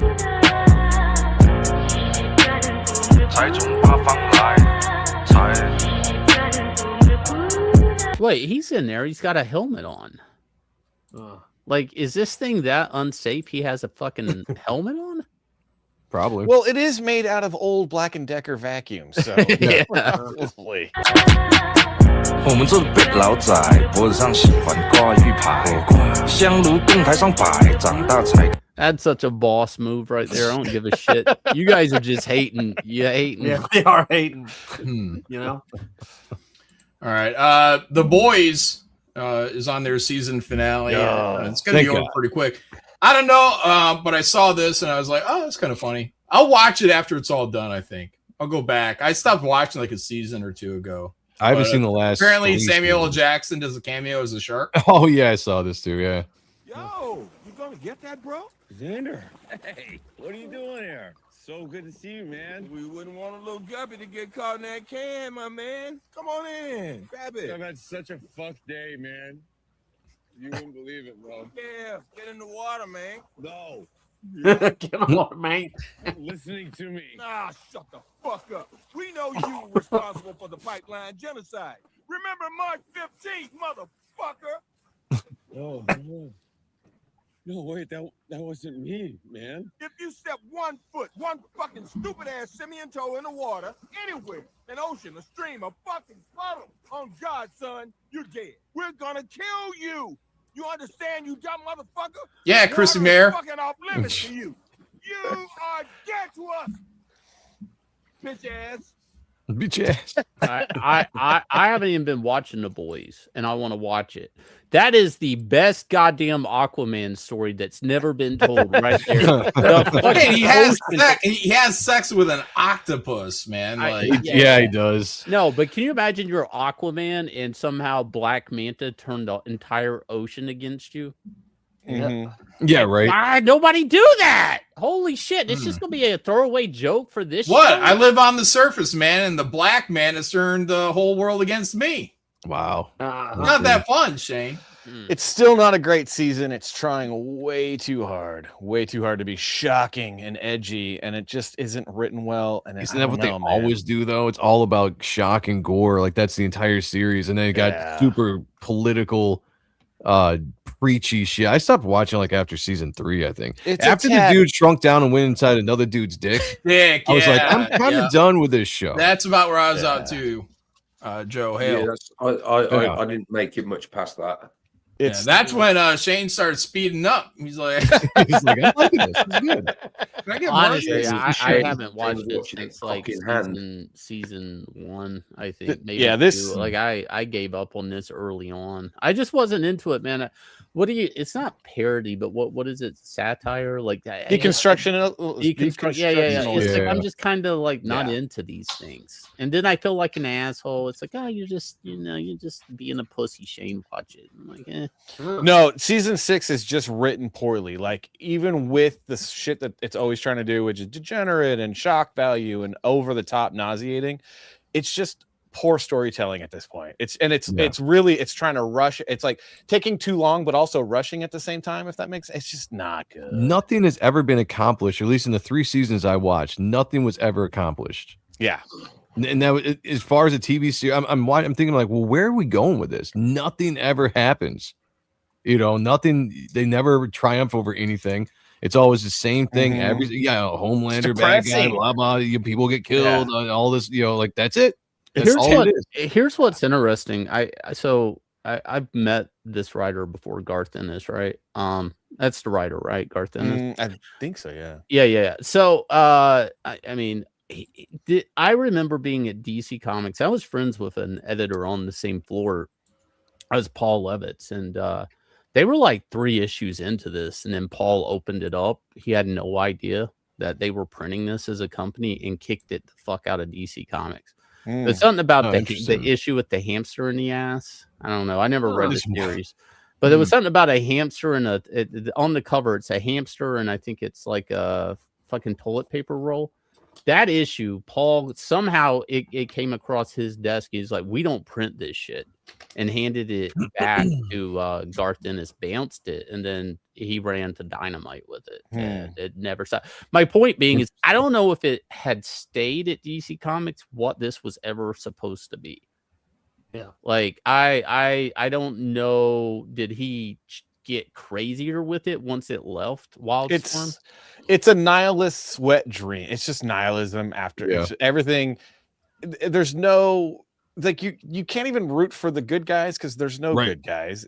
Everyone's bad, everyone's terrible or pathetic, and then it's just the wet dream of a nihilist. I don't know how to describe. Yeah, there's no character you can really latch onto and you don't care about any of the characters either. Honestly, you don't. They anyone that dies, you're just like, okay, it was just their time. It was going to happen eventually. Even the star, what's his face's kid, Quaid, right? Whatever his name is, Jack Quaid. Even him as a character in the very first season, you think of him being a sympathetic character. His girlfriend gets killed. He's got motivation of what he's doing, but even that runs short after a while. And it's just like it's the same season again and again. Nobody's likable. Everybody can be a bad guy. It's just like, all right, who's going to be killed the most grotesque way we can think of, and that's all we're tuning in for. Agreed. Let's see. We got this. I saw this today. Just a little interesting film tidbit. It said the cameraman cleaning the lens mid-shot is a classic filmmaking trick, and James Cameron still incorporates it into his movies today. I'm like, what? So anyways, I watched this thing here. Watch this. All right. Here. Put this on. No, what are you doing? Don't argue with me, goddammit. Look, this is not No shit. Did you see that? I looked the scene up. I'm like, they're fucking with me. I'm like, they're fucking with me. So I went onto YouTube. I found this exact same clip. It wasn't advertising the mistake. And I'm like, and I watched it. It's still there. Let me see this again. I didn't even say. Go back. Well, it's smooth. Don't argue with me, god. That's someone cleaning right there. Yeah. Don't argue with me, goddammit. Just do it. You see that? Just wiping the lens right. You don't even notice it. Yeah, it's like that guy in fucking Red Dawn that's just standing there. He's got the big mustache, and you're like, wait, these are the kids alone in the woods. And then there's just like random guys, film crew, standing there, and then somebody's in the background eating a fuck. I don't know what he's doing. I must have missed that it's one. Film crew. It's just film crew, like right That's in hilarious. front of your face. But what I think happened was like when they edited it, they like for I don't know, maybe for television, it cut it out. But but in the widescreen, it's there. It's there. I'll see if I can pull that up too. Yeah, I want to see that. Because you're so locked in on Ed Harris. You're just locked in on his Yeah. performance. You don't even notice it. Yeah. It just looks like debris or something, you know, like so Yeah. you really you just into the scene, you don't even see it. That's funny. Well, it's a claustrophobic scene. It's just like, oh, it's just debris, exactly. Crazy Cat says James Cameron is said to have tortured all of these actors to make this movie. They were saying that in Aliens, and there's a new anniversary edition of the Blu-ray. I swear to God, it comes out. It's got like something like 70 hours of footage or something stupid on it. Let me look it up. It's kind of retarded. I watched the making of Aliens, which I thought was extremely good documentary that they put out. It was on one of the DVDs they put out years ago. Yeah. Oh no, I'm sorry. 12 hours of extra footage. Aliens Expanded. Wow. So you got like 12 hours of extra. That's a lot. All right, this has poor audio, but and video, but here it is. Right here. It's Shane. Look. Oh, sorry. You see the guy? Oh, go back. Go back. Oh, that's him right there? Yeah. Right here. Look at him. Just a random guy hanging. Oh, no shit. Who is that? He is never in the movie. Now there's another. I don't know if they go. Look, another guy. It's me. He's got a beanie. No shit. I never noticed that before. That's beautiful, man. Fucking weird. Anyways, that wiping the lens thing, I'm like, it's right. It's literally right in front of our faces. It's one of the greatest no one's ever scenes noticed too, it. man. Beautiful. Anyways, whatever. Yeah, I love that scene, man. Yeah. What else is going on out there? We got where'd my tabs go? Oh, this you guys like X-Files? Wouldn't that Yeah. Do you guys know they're bringing it back? Unfortunately. Yeah, with Ryan Coogler. Yeah, you don't black them up, man. He's going to. It's the same DEI files. It's the fucking you know how I feel about it, John. What? Tell us. Well, it's the guy that did Sinners. I liked him because of the first Creed movie, and then I saw Creed 2, and I was like, this motherfucker's on point. And then I watched Creed 3, and I'm like, this sucks. And I watched his other movies. It turned out he didn't even do Creed 2. He just got some sort of producer credit. Sinners was fucking awful. It is awful. I don't know why people try to gaslight everybody into saying it's good. It's like it's like the dude ripped off from Dusk Till Dawn. Nobody wants to call him on it because you're a racist if you do. And he made if you're gonna rip something off, you better make it better. You know what I'm saying? Yeah. Yeah. Anyways, they got that bish from Weapons, and Steve Buscemi are going to be in it. He's been making the rounds lately and doing stuff. He was just in the Wednesday season 2. What was that, last year? Oh, nice. And, he's been. I actually like Steve Buscemi a lot. What is he going to be? The new Deep Throat? Whoa! Wait, what? Say, wait a minute. Wait, the new Deep Throat? What is it? Yeah, he's going to start sucking cock. I mean, he can if he wants. You know. Huh. You know, Deep. I understand the sexual reference, but that was the dude that was always feeding Mulder information. The smoking man, wasn't it? The smoking man? No, the smoking man was the guy. No. That was supposedly his dad that was trying to always track him down. The shadow government guy. Deep Throat was the first 2 seasons before he was killed, and then the black guy took over. He was the new Deep Throat. Yeah, Deep Throat looks like a Simpsons character.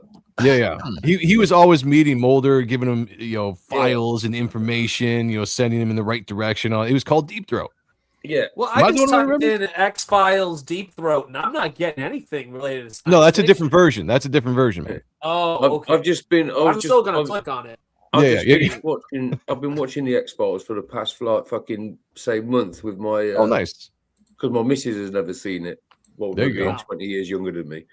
So, but I got to about season 4, and I said to her after season 4, I was like, I didn't really get past this season because that was like season 4 was about the time period I started going out doing heavy drugs and going raving and shit quite heavily. So like I weren't in on a Friday night anymore after season 4.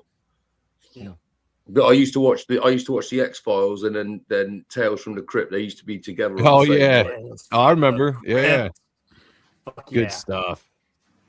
That's the shit, man. Greg Matola, Peacemaker season 2, worst season ever. At least those first 2 episodes, is the front runner to direct Deathstroke and Bane movie. What?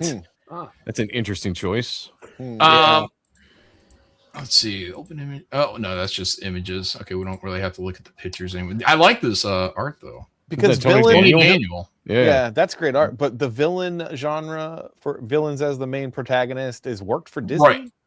Yep. Yeah, that is my point in bringing this up. I'm like, okay, we're getting more villain movies. We're getting Clayface movies, Joker movies, Suicide Squad movies. You know, like they're not good guys. They shouldn't be good guys. Right. They're bad guys. They should be so bad that you want them to get their comeuppance from Batman, you know, or somebody out there. Just I don't know, like what, you know, I don't know. It's not good. You know, there's what's that? That's all it is. It's subjectivism. That's all it is, and there's this brilliant you know, new thing that's making brilliant. It's something people have been talking about forever, making the rounds. That woke is different than politically correct because it has to do with having the tipping point of women in management positions in every company across the board. And it has to do with there's nobody who's the bad guy. Try to understand everybody. And that's what's affecting our fucking narratives. They don't want to call anybody good or bad. They want everybody to get along. They want to kind of make everybody feel like they're okay. And it's why you're getting this shit. Understand this is what that is. It's fucking terrible. Yeah, it's fucking terrible. It doesn't work on the street. When I was looking at this from a distance, that thumbnail there, I was like, "Oh, dang! Deathstroke's got a massive hog, but it's his leg." Yeah. Like, holy shit! Did you just wish that he had a massive hog? Yeah, there you go. Why does John hate EBS? I don't. Anyway, so they're gonna make more villain movies, but yeah. I don't know who's asking for these movies. Nobody. That's the thing. Nobody is asking for these movies, and they're going to keep on making them, and they're not going to be good because you take the whole aspect of what a villain is completely out when you make them the center of the movie, make them a hero. I mean, what is this story going to be about? Is it a versus movie or is it a team up? It doesn't make any sense. Yeah, I would assume it's a team up. And for what reason then? What's the plot? What are they doing? Because they're sympathetic characters. Wait, this is one movie? This is one movie? Yeah, it's Deathstroke and Bane. Like Bane. a buddy, it's a buddy villain movie. All right. Yeah, they're basically doing the buddy cop movie with 2 bad guys, and it's them versus the world or whatever. And there's probably some Suicide Squad Amanda Waller type kick. They're jealous of Marvel's incredible Rob Liefeld original creation of Deadpool. So they're going to copy Deadpool. They're going to throw everything you like about Deadpool into this know-nothing character, Deathstroke, who also ripped off his name. And then it's going to be Deadpool teaming up with Juggernaut. Yep, there we go. Was this Deathstroke gonna have a bunch of one-liners and shit? You know, he's gonna look at the camera and say, corny shit. Wasn't Deathstroke created first, or yeah, he was. John's just fucking with reality here. John, that's called John trying to tweet Rob. Reality distortion field. Yeah, Steve Jobs had it too. Deathstroke came first. Yeah. Slade, Wilson. Anyways, but yeah, I mean, why not? I mean, they already introduced him in the Snyderverse, right? And that was the boat on the boat, I think. Yeah, with, Lex Luthor. The cameo at the end of what was it? Justice League, right? Yeah, no, it's Batman. He whatever. Yeah. Slade Wilson. He was great in Arrow. Yeah, that's right. He was an Arrow too. Yeah. I mean, he's a good character. People like him. It's just like Lobo. He's underused. DC Comics for I don't know, damn near like 30 years have like characters like Lobo, Deathstroke. I even would say Bane. They're just cool bad guys. They're cool bad guys that nobody wants to. They never want to put out there and get working. So it's like. I feel like this is a catch-up game. Like let's put these two characters together, and then we'll put them in other movies. But we're gonna have that buddy cop, two guys that probably hate one another, but they have to work together to pulling off Ocean's 11 job, shit like that. Maybe one has a bomb in his head or something like that, and they gotta get this mission before their heads explode. You just make this shit up. The only way this would work really well is if you actually had like Batman in it or something. Like he would. No. I mean, but that's the thing is like there's some fucking turmoil with the Batman movies. They're just now the Arpats movie was delayed forever. Yeah, it's been and I'm not even sure that they're not fucking with us, and that will be the James Gunn Batman, not his Batman, but that will be the Batman that's in the universe. Right. Like, I don't know. I don't think the new owners. I don't know if the new owners are just like, well, what is what is it? Paramount. That they're Paramount, like that. Yeah, they're like, what do we want Batman to be? Like, I don't know. There's something's really held up there. Well, I know they're trying to do because the Warner Brothers movies have always been kind of schizophrenic, all over the place, not cohesive. And they saw what Marvel did, and they're like, "Oh, we want to do that." And they tried to do that with Snyderverse, but they still can't seem to figure it out, and it still feels as schizophrenic as it always has. Well, the reason why the Snyderverse didn't work, besides everyone complained about the darker versions of the heroes, is they tried to fast track it to the Avengers, right? To Justice League. They didn't do the individual movies and then get the collage of all the characters together, the Justice League. They're like, let's fast track it with Batman, Superman, or Man of Steel, Batman, Superman. Let's go right into the Justice League. And it didn't have the buildup the Marvel had. It wasn't. It may not have landed, but it wasn't like really bad logic. I mean, you got what, 7 Superman movies. He's a known brand. You got everyone knows Wonder Woman TV series, Wonder Woman. Everyone knows Batman. Like that. They've already been setting this up for 40 fucking years. So to kind of fast track it, I get it. Whereas Marvel, they didn't have their big, awesome lineups. Everything was out to Fox, X-Men, and wherever else. So they had to make their empire with lesser known characters. Iron Man, Captain America is more so known, but still not a big like. Oh yeah, everyone was really calling for that Captain America movie.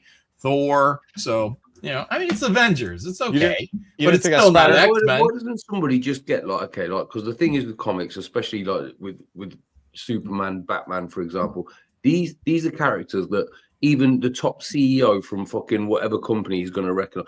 I've said this before. Why doesn't somebody just get a big stack of fucking comics and say, right, the good ones? It's easy to find which are the good ones, whether you look up online, whether you know yourself, whichever. You say, right, see this here, these few stories. Work out which is going to be the most viable and cost effective to make, but still good. So choke out. When I was at DC Comics, because I worked in licensing first, and one of the first gigs I had was, that I didn't do. I signed the paperwork but never did it. Was to do like Christopher Nolan's Batman activity books. I mean, I was just breaking in, so it was like a gig, and then I ended up something else came up and I turned it down. But from what I was told, Christopher Nolan and David Goyer basically went into DC Comics and literally went into the offices, sat down with books, Batman books, and did do exactly what you're talking about back in the day. It feels like that was yesterday, but I mean, so there's a whole generation of kids that, they weren't, to me, that just makes the most sense. Even with the X-Men. Well, let's stick on the Batman thing to prove your point. Let's just stick on that for a minute. So what he was able to pull from that was like that shot where the Scarecrow's on the horse and flames are coming out, it snows. That was from Tim Sell's Jeff Loeb's Long Halloween or some shit like that. When Christian Bale's Batman hits the thing in his boot that gets all the bats flying around. Yeah, that's from Year One Frank Miller's Year One. I mean, there were all these examples, Raj Al Ghul, you know, all these characters, you know, the way Gotham looked. And it's weird, out of all those the Christopher Nolan movies, if you look at that first movie, they actually got Gotham looking really good. And then in the later movies, it looks less and less like Gotham City. Chicago. Yeah, it starts looking. Yeah. So I'm just using that one as an example because I know the references that they pulled from that movie, and it's possible. It's just you have to get a guy that's not looking to take the character and say, "Let me re-envision it because of my ego." Right, that's a good point. Yeah. Yeah, and I think to your point, Nolan did that with the first two Batman. His first two Batmans. He did. I think those movies are fantastic. I don't know what happened with the third one. He's going to eat shit on this fucking Odyssey movie. What are you saying, Choke Out? He's gonna eat shit. No, he's gonna eat shit straight from the ass. Straight from Elliot Page's ass. Oh. Yeah, Choke Out. Have you seen that beautiful clip that we played earlier of Elliot Page? As Achilles. Oh man. Oh no, I don't still have that up. I've seen the clip already. If Shane had, I'd play it again. It was funny. Mr. Stephen Rockwood, guys, let me go through some super chats real quick. Shane Davis, more like Shane Gavis, am I right? Absolutely. Rasataro, member for 8 months. Shane recommendation. It is great. I am so into it, but I only watched half of it. John recommendation. I enjoy it pretty good. Fuck you. Yeah. Oh, Okay. Arhita, member for 5 months. Shane can't come and play. He's busy spending his vacation arguing with people on X. They're all ruling imbeciles. So it's easy mode though. That's a good point. Okay, well, that's good. Shane... I pick my battles, guys. Oh, Shane's here. Oh, I pick my battles. Yeah. That's right. What's all the fighting over now? There's a new one, isn't there? There's a new fight in town. I don't know, but let me get through these super chats. Detractor Android, member for 22 months. John, you can easily triple the amount next casino trip. Simply bet everything. There you go. You know how much I want to do that every time I go? I'm just like, because any one bet at any one time, you can just go all in. Like you can make it all back, baby. Just let me go all in. Anytime you can do it, but you can also lose. Yeah. Ethan's in the chat. Yeah. Yes, he is. Did you say hello to him? He goes, Shane's there. I'm not. Can somebody please send him the link? No, he's we've tried. We've been working on this for Rashma Taro for $2. It is 100% about Oscar eligibility. Rashma Taro for 2 again. Now Helen and her sister look the same as well. Black. Rashma Taro for 2. You can't have a print saying dad or daddy. I know it's weird. Dad? Dad? Oh, is my dad home? You know, his wife had 100 suitors living in his house. How does that happen? Yeah, what the fuck? 100. I think it was like 108 when I looked it up. 108 fucking. Well, the place needs a king. Dude's you know, trying to fuck your wife for 10 fucking years. She let all her boyfriends move in and not get it. That's right. Yep. The epidemic was back then. Yeah. It's no Widow's Bay. Rosh Matar for 2. They didn't have iron armor back then either.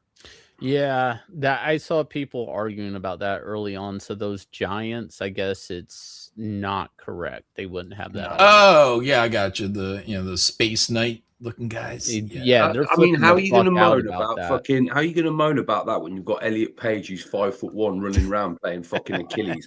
It's going well. Like people. There's another thing that was super fucked up. If you're really a geek into this, and it was something about the boat was not correct. It was like another culture's version of people saying it's a Viking boat. But yeah, the Viking boat. Someone here said it was a Viking boat. Last week we talked about this. If you look up the Viking boats and you look up the whatever Greek boats, they are very similar though. They're very similar. So it might have just been them taking a little bit of liberties when it came to the visuals, but you look them up, put them side by side. They are very similar in design. Yeah. From when Helen of Troy is black and Achilles is a transgender, It doesn't matter. I think what the boats look like is. I'm able to overlook the boats. You know, I can't overlook. I can't overlook The worst part is that the Cyclops looks like he's holding a ring in his hand and going, The Cyclops, and he's got a vagina for an eyeball. Yeah, it does look like a guys, pussy. everybody's upset about that Cyclops, but here's the thing, okay? I'm going to defend that one part of this fucking movie. If you're a Cyclops and you're like, I don't know, like 40 feet tall, this motherfucker ain't got to hit weights. He's already big. He ain't got to fucking. What you think he's out there doing push? Choke out. You think he's in the fucking woods doing push-ups because he might find some bigger to fight? No. Yeah, he does. Well, you know what I thought was great though is they're showing the Greek, the fashion back during the Greek times. Completely waxed his eyebrow. You know what I mean? Yeah. Now, are they going to do that nobody bit? What? Maybe that was clever, like, I don't know, 1,000 years ago. But when the Odysseus is he has to trick the Cyclops, and the Cyclops asks him his name, and he's like, "My name is Nobody." Oh, it's like, oh, okay, nobody. And then when what was it, the spearing of the eye or something like that? All these other giants come by, and they're like, "Who did this to you, Cyclops?" And he said, "Nobody did it to me," and they all walked away. Like, how do you pull that off? 1,000 years ago, you're like, "Oh, okay." I don't know how true this is. This has to do with your point. I don't know. Shane, everything about this movie is true. 100%. Cyclops, Sirens. Supposedly, this version of Nolan's movie he's pulling from a lesbian's version of the Odyssey. Right. Yeah, like I saw this, like. Yeah, because I guess there's interpretations, and it showed a picture of her. And she looks like a lesbian. She's got the tattoos on her arms, her cross. She looks angry. I don't think I bookmarked it. But I saw it on Twitter, and I was like, the other day, I was like, I guess that makes sense. And also, I guess there was a guy with the black armor that I said looked cool. I guess that's actually a black guy. And he's going to talk in rap. Oh no! Oh yeah, he's going to talk in rap. You're on about fucking Travis Scott. Yeah, he's going to talk in rap. He's going to talk in rap, like in the movie. Yeah. How do you not know his name, Shane? It's Travis Scott. I barely know his name. Look, Choka, he might be popular to you, but some people aren't into rap. Look, you put a lot of black guys. If I had to pick, like they line up. I know who he is. Choke out. They line up 8 black guys at a police station. Tell me to pick one out. They're all Travis Scott. What do you want me to say? Yeah. God, that's right. All these rappers, they all rap the same. They all rap the same. Unless they're Chinese rap. I discovered that today. They're just Chinese rap.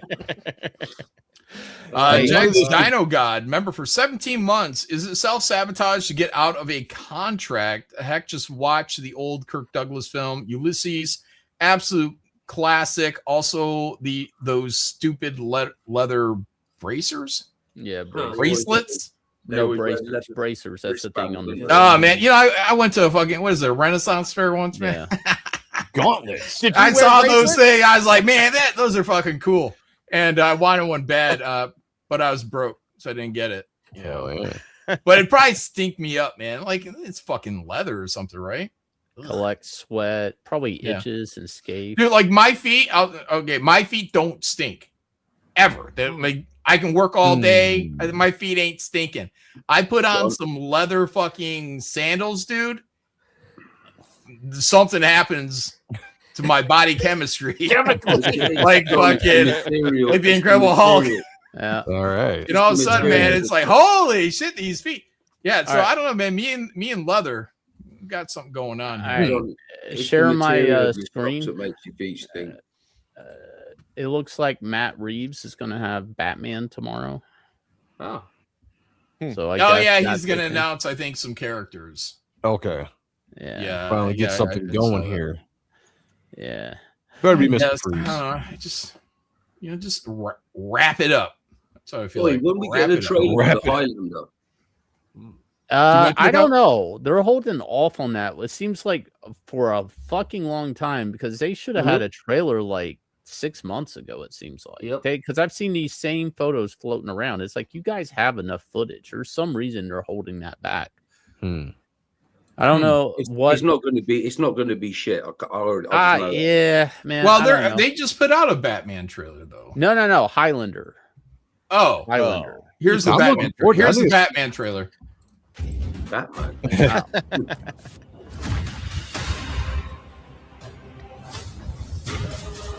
Shane, I saved this for you.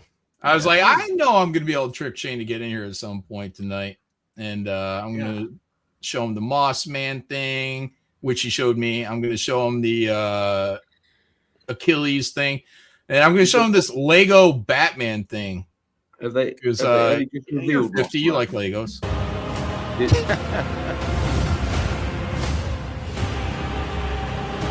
Go with a smile.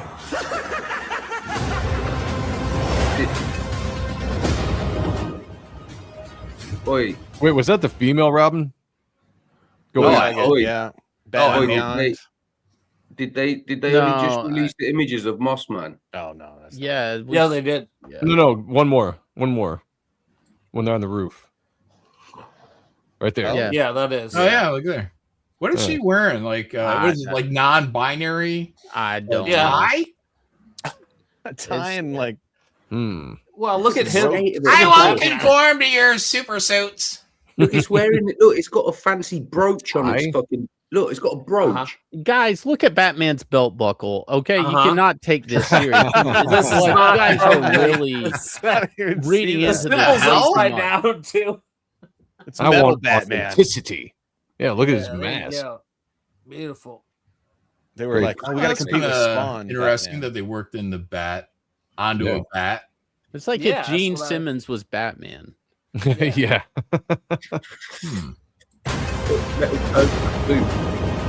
Oh, that's Gordon. He was firing off that fucking cannon there. Hell yeah. Fucking badass. Kidding. Look at that woman judging. Who's she judging? Gordon, I think. She's looking right at Gordon. She's like, what the fuck are you doing? This show went to shit when I stepped off for 2 weeks. I can't believe this is where we're at. Yeah. Is this where we at? John's over here pausing a goddamn Lego Batman. Where is Robin's hair? Look at this shit. That's true. He's Oh bald. my god. Like fucking Gordon's got hair. Why doesn't Robin have hair? Chris O'Donnell was Robin. That's why. Do their parts fall off in these cartoons? Oh my god, animations? John! I'm not. Shane, I've never watched a Lego anything. I don't know. Legos to John now. Jesus Christ, John. Yeah, I've never watched any of these movies, so I have no idea. Yeah, I like it. If they get hit, can they shatter and then they start popping pieces you back have together? to build minifigures. Oh my god, John! Just hit play. Just hit play.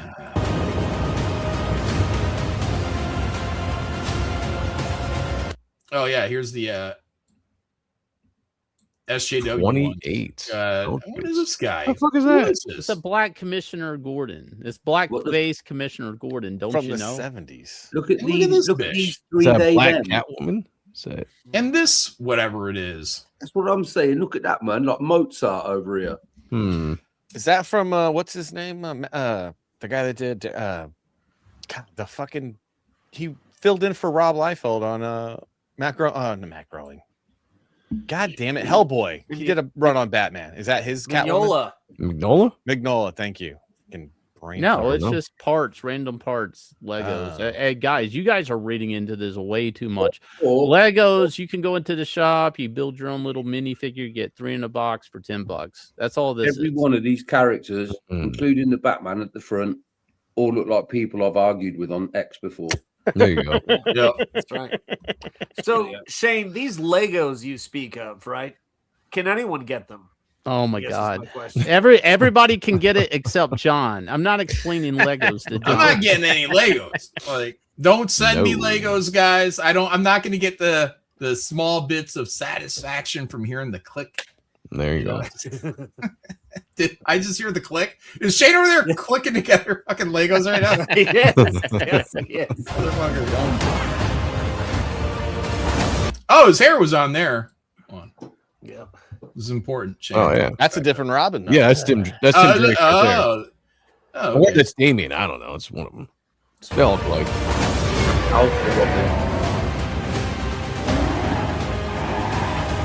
Big wheel of Batmobile.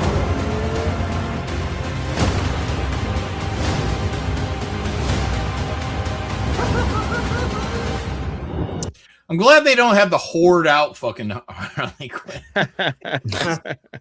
So this is basically just to sell a lot of toys.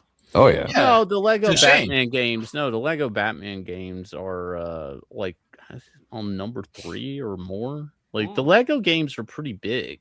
They're pretty popular. They did Lego Legos Star popular, Wars. yeah. They did Lego Indiana Jones games. It's just these things exist. I don't know why I'm the only one that knows this. Oh yeah, they're going to be selling. You. They're going to be selling skins and all the vehicles. Yeah. Well, some of it's selling the DLCs, but some of it's they make you unlock. I've had characters in these games. I make a lot of money when they're in there. The Red Lantern characters, Dexar's been in them. Oh, nice. I get paid. These games sell really well. They sell really well because it's the graphics don't ever need to get better. So they pretty much all look like this, and the characters will run around and it'll get to a point you have to hold a button down and he builds a catapult to jump over something. I mean, they have a whole Lego building mechanism within the game. Yeah, Legos are very popular amongst the kids right now. We just took our daughter to Lego World back in March for her birthday over in Auburn Hills. Yeah, Auburn Hills, I think is where it's at. And a lot of I didn't know there was a Lego World out here. I think Mark Polton took his kid out to a Lego World. I was like, what? It's actually pretty cool. They've got the entire city of Detroit modeled out in Legos there, John. Yep.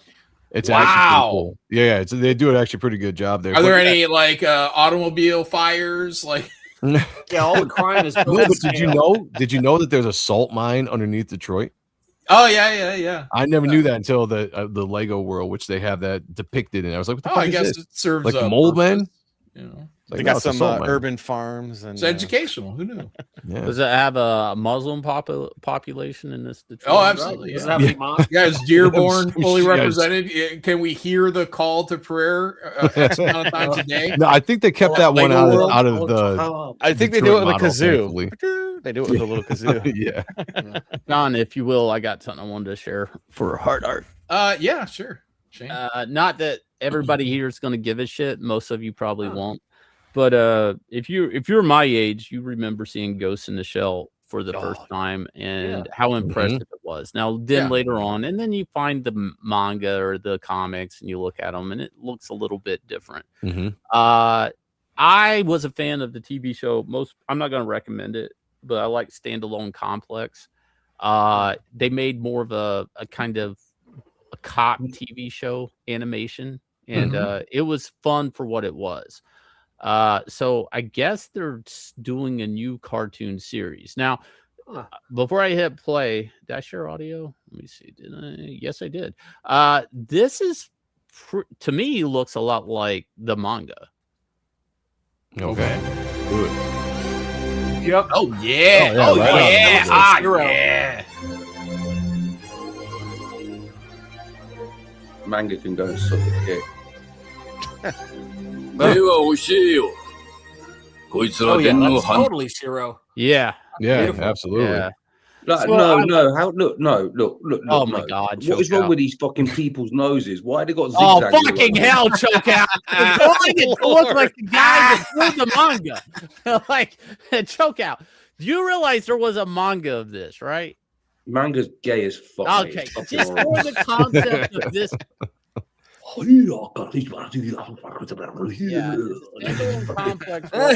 Stupid languages. Like, anyways, what's your best like fluff? Yeah,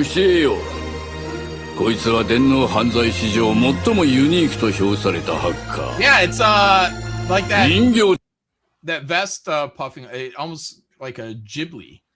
Yeah, a little more Ghibli there, huh? This looks like anime right out of the 80s. Yeah, it does. Yeah. Music. Wow! That was like fucking Art Bear's racist logo. Yeah.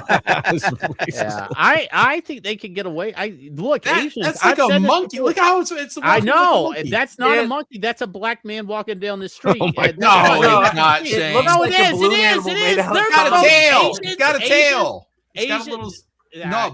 He's turtling. That's his dick. Look, Asians are the most racist people. That is true. They are. They true. hate the ninjas. The Asians hate ninjas. The right. Asians are the most racist, and then the Japanese are the most racist of the Asians. There you go. Yeah, God bless them.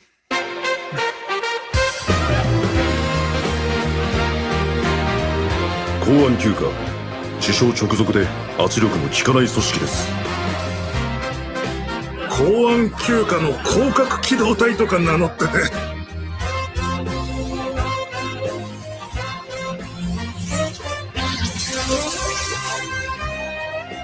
It's absolutely everything. The 心理学者にもせれば everything. It's just 情報過密時代における心の空洞化だとか。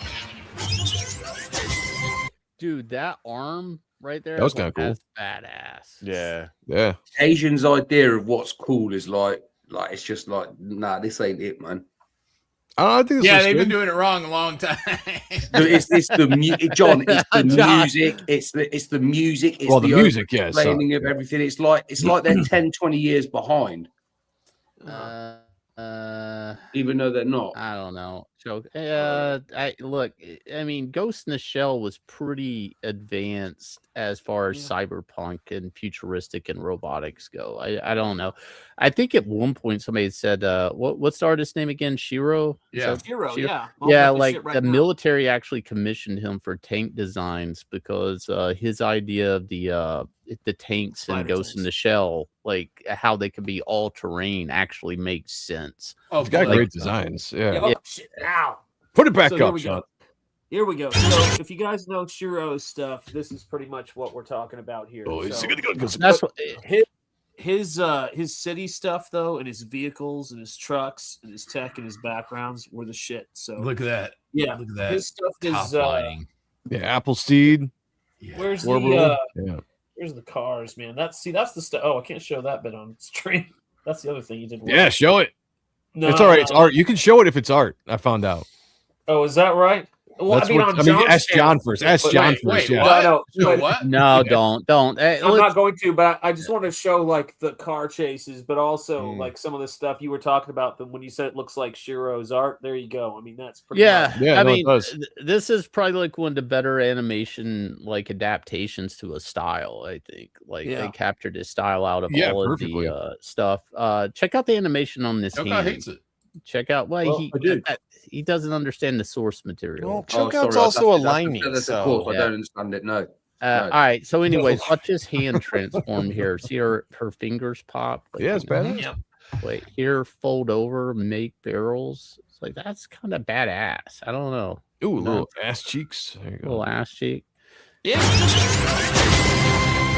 女性の名前は草薙素子。公安休暇の対テロ要員との情報が入っています。Whoa!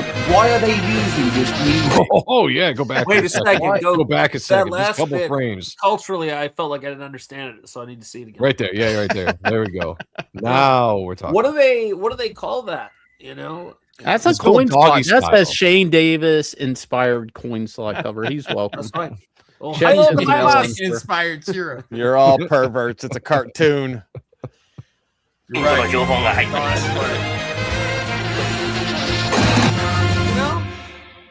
Like that music just doesn't scream action. Oh my God, choke out. It's a little throwback. Yeah, the music's bad, but they were inspired by Lethal Weapon. Okay, they were inspired by Lethal Weapon. By the way, Lethal Weapon. There's a lot of saxophone in Lethal Weapon, man. There's a lot of sax. There's a lot of sax in that movie, man. When you get Riggs running down the street with a machine gun and the saxophone is playing, fucking hilarious. I watched Lethal Weapon about a month ago. It was about a month or maybe 2 months ago, and I swear to God, I was led out. I was going, I don't remember this much saxophone. Yeah, it's all. Can I ask somebody in the chat if you can grab this little monkey and have it say hard art up under instead of I think we're good. I mean, I'm not asking a lot. I mean, it's already there. Look, Shane, just being associated with you. Like, if that said hard art up under it, John, Well, yeah, I might get sued.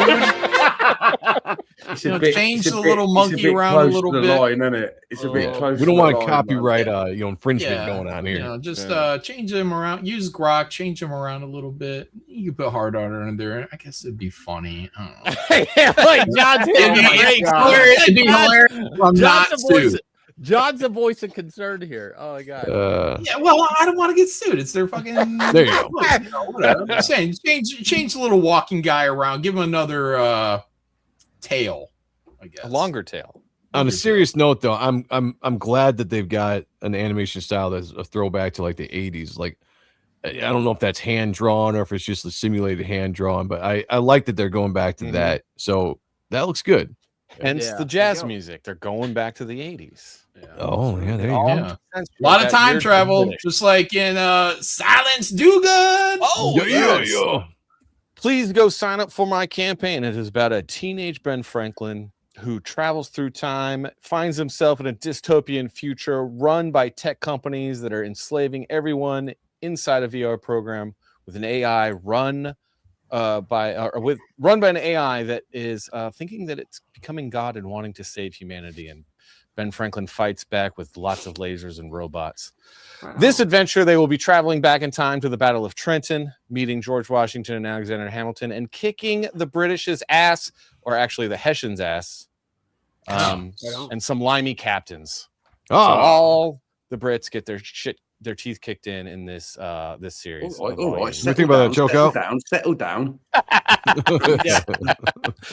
It'll be fun. Go sign up. Make sure you have a cannonball take off one of the Hessians' heads. It's gonna be much more violent. It's gonna be a lot of fun. It's gonna be a great story. And if you sign up, we're gonna be giving everybody probably a special cover poster for signing up. We might not launch on Indiegogo. Still trying to figure out what we're gonna be doing. We got a little bit of time. Davis letting everyone down. Right? Well, we might end. I don't know. We're looking at. I don't know what we're gonna do, but we're gonna launch it this summer, and it's gonna be great, man. We got covers from Ethan Van Sciver. We got covers from David Williams. I'm doing covers, and a couple more artists to be named later. 3 issues, 1 volume. Gonna be dope. Yeah. Go sign up, please. Beautiful. Thank you. Everyone, go check. I promise you, we're working night and day, guys. We're working night and day. Look at Gina Carano. She's been working night and day too. Yeah, your ass. Man, she's ready to fight, huh? Nah, she ain't. She's ready to eat. She's hungry. Fucking hell, she's lost a lot of weight, man. Damn, she lost a lot of weight. Holy shit. A lot of weight. Dude, yeah. Help me with this, Sean. Help me with this. What was Muhammad Ali's last fight where he had to cut Muhammad Muhammad Ali's last fight where he had to cut weight? Fuck! I don't think that Joe was Frazier. Was it Joe Frazier? No. It wasn't Larry. Was it the Larry Holmes when everybody was like, you won but you lost? Larry Holmes fight. Where he was it's something. Anyways, he had to lose a lot of weight. I had a DVD where it was basically going behind the scenes his fight camp. Where I'm going with this is at the time they put him on a medication for diabetes to get his ass to lose enough weight to get back in the ring. And he was totally shouldn't have ever been in there. He was out of shape, old, all that stuff. Now everybody's on all of this Ozempic. I saw this. I'm just talking about. Wait, you think she lost her weight on Ozempic? I have to bring that up. Okay. I when I saw this today, I said to myself, you know how they make them do all these piss tests and everything for performance enhancers. I don't know if these fighters can't use shit like Roe or Ozempic to lose weight now. I'm sure I have no idea. Yeah. If she was using Ozempic, she wouldn't have kept. She's still got muscle mass, and she kept her tits. I don't know if she would keep all that if she used Ozempic. Excuse me, it's the muscle. She's got the muscle still. That's not Ozempic, mate. I'll tell you that now. I don't know if there's a different. You guys, you're not even listening to me. That's why I brought up the Ali thing. The Ali thing. Okay, they hit him with Shane. You understand listening to you? Oh my god! What? Go ahead, choke out. What? Say what you gotta say, choke out. I said you understand that listening to you's hard work. It takes effort. Yes, no, it's not the Muhammad dude. Oi, right? Oi. Ali, they put his ass on diabetic medication. Isn't that the same thing as Ozempic? Yes. That's what Okay, Ozempic so there's essentially is, probably different levels of Ozempic that a fighter could take, not lose that much muscle if they hit that shit a week or two before the fight. I saw her maybe a week or two ago. She didn't look anything like this. Now, look, dude, you could drop a lot of weight, sure, dehydrated. This is 3 days before the fight. She's not dehydrated. I don't understand how she lost that weight. That's all I'm saying. Yeah, she definitely lost a lot of weight since the last time I saw her. That's for sure. Listen, her stomach man, is way flatter. 2 weeks on a carnivore diet will do it.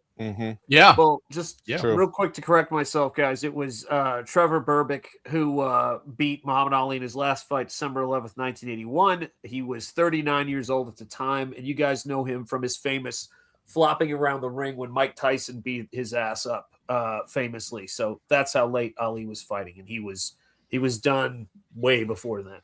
So, Bearwood said you lose weight but gain fat on Ozempic. Is that true? I've never noticed.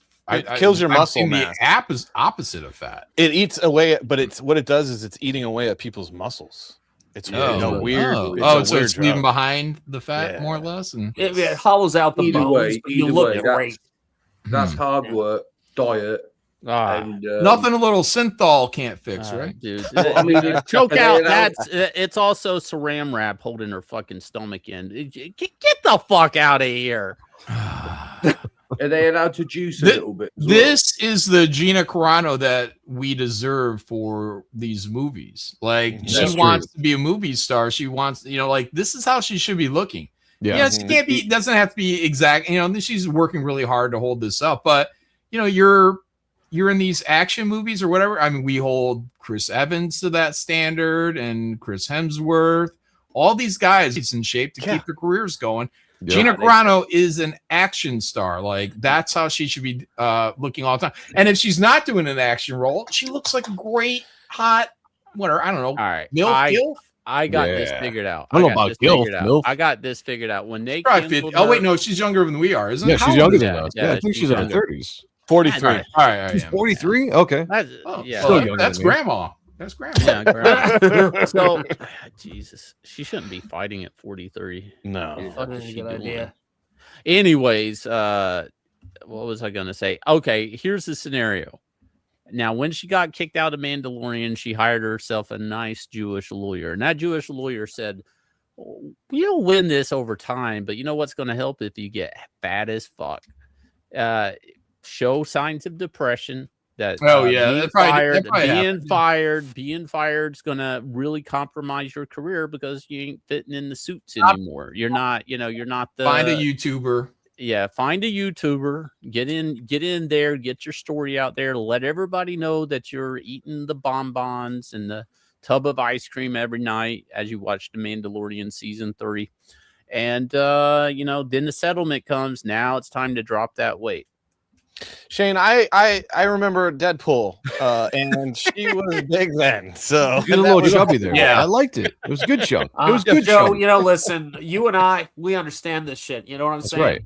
I'm just saying, look, I know he doesn't appreciate you, baby, but here's a sandwich. Let's do this shit. There you go. Comics exposure too. John, did you watch Widow's Bay? Did you? He's been writing me all day about Widow's Bay. He's very excited. Well, it's interesting that person brings it up because Widow's Bay really is a fantastic show that everybody should check out. Do you know what I'm saying? Shane, have you checked it out yet? Or are you just not yet? Please, I got on vacation, dude. What are you doing? I've been watching the hell out of Beef. That show's actually a hell of a lot better than I thought it was. Beef. I'm on episode 8 of the 9 actually, and I'm like, holy shit. It's different than I thought it would be. I totally missed out. I'm gonna give it a high recommend. I'm not on the last episode, but there can't be a good ending in this. It's gonna be bad for both characters. And then I'm gonna watch the second season of it. Yes, I'll watch this other show too, probably as soon as I'm done with episode 4 is out today. Yeah. Oh God, I can't believe you didn't watch it, John. I mean, preparing for the show. What the? Yeah. What were you doing? I was going. I'm talking about it with John today. Yeah. Well, next time. I have a new poster for the Odyssey here. If you want to pull it up. Okay. Oh, God help us all. No. Yeah. Right. So the Odyssey. What the fuck is that? It's Prego. They race swapped Michael Cera or Matt. Oh yeah, Michael Cera. Michael Cera. What was this? Yeah. I love his socks though, man. Yeah, I it's want to do Juno. those socks back. Yeah, That is woke, something else. retarded, and tiresome. I like those socks on girls. Girls that wear those at What? like Twin Shane. Peaks. No, tube socks on girls So at Twin much. Peaks when they're in the, like, yeah, it's hot because they All wear right. them up to their thigh. They don't. It's a whole thing, John. A Yeah. whole thing. Wait, up to the thigh. That's something else. What is stockings? No, What they're is that still thing? they're stockings, but they're still fashioned to look like tube socks. Ah, okay. Huh. I don't know. It's a thing, man. Look, you'll get to that kink level. Wow. Like, you know, that, Damn. Getting there. Yeah. Shane's letting it all hang. He's Shane's a Gooner level 8. That's right. I'm down here. I'm like a 0.5. You know, Yeah, maybe you gotta step up one your day. game, man. I mean, Yeah. you know. Jack's Dino got for 2. Should have got Zack Snyder to make it 300 ruled. There you go. Yeah, there you go. That was a good movie. Yeah. Yeah, I guess he could have done the Odyssey, and everyone at Yeah. the time would have been like, "Yay!" You know, I don't know, yeah, I guess. I don't know. Zack Snyder doing a Odyssey now? I mean, stylized. It couldn't be the same stylization as 300 because that was Definitely not now. His stylization could get away with a rapper telling the story. Oh, God. It'd make a little more sense, yeah. Yeah, it would make more sense doing that kind of casting. That'd be beautiful. Can't do it.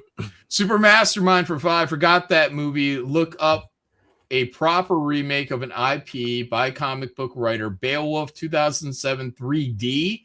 Stays true to the story and remakes it at the same time.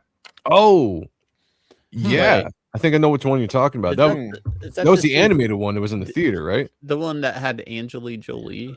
Oh, that Yeah. one. Yeah, that was a good one. That actually was really I good. don't remember if it was good. I just liked it. remember Yeah, watching well, it. Beowulf was decent, man. I What, love- with fucking Ray Was it? Winston. With I Ray love Winston, Beowulf. yeah, that's decent. That is.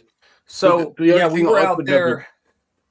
So Sorry? before that movie came out, Doug Chang, who was the concept artist on that with Robert Zemeckis, we went out to his studio in San Francisco, Ice Blink. It was fucking crazy. He goes, "Look, guys, I can't bring you in this room because there's too much shit you can't see, but we can hang out in this room." We went in there and it was all the fucking maquettes and shit from Beowulf, and we were like, Nice. "This isn't any better. What the fuck are you doing putting us in here?" And it hadn't even come out yet. That shit was badass, man. Yeah, that was good. That was some good stuff. I Anthony enjoyed Hopkins it. is in that one too. But the only Yes. thing that I found fucking odd with Beowulf was that it's Ray Huh. Winston doing the voice. Mhm. Beowulf looks like Sean Bean. Yeah, He does. He Really. doesn't look anything Right, like yeah. the voice actor. Yeah, it looks Every other nothing like Ray actor- Winston. But every mind other you, saying voice that, actor. if he looked like Ray Winston, it'd be a fat cockney, wouldn't he? So Yeah, I like every other the, voice actor in that movie looks like the actor in real life, like the animated version. But yeah, except for Beowulf, he looks completely. looks Well, like that Sean was a little Bean. bit of that Top Gun bullshit, Good, you know. man. Like, watch. Everybody knows the Top Gun volleyball scene. What I think is painful about that is the fact that Anthony Edwards kept his shirt on. You know, he was like, "So we taking our shirts off?" And they were like, "Anthony, like, you're no, good. no. Leave that shit on." You know what I mean? Slow down. And that's what Ray. He was a Winston married got. man. He was a married man. Yeah. Raj Matar for 2. Never saw Tenet, a movie about renting. Really? Yeah, that would be a nice movie there, I guess. Dude, Raj Matar- honestly, that is the worst Christopher Nolan movie. Chokeout, you say it's good. I That's enjoyed the it. biggest piece of I did. shit No, movie, no, man. listen, no. Please let me explain. Right? Wait, hold up, Chokeout. When you watched it, were black people in the room?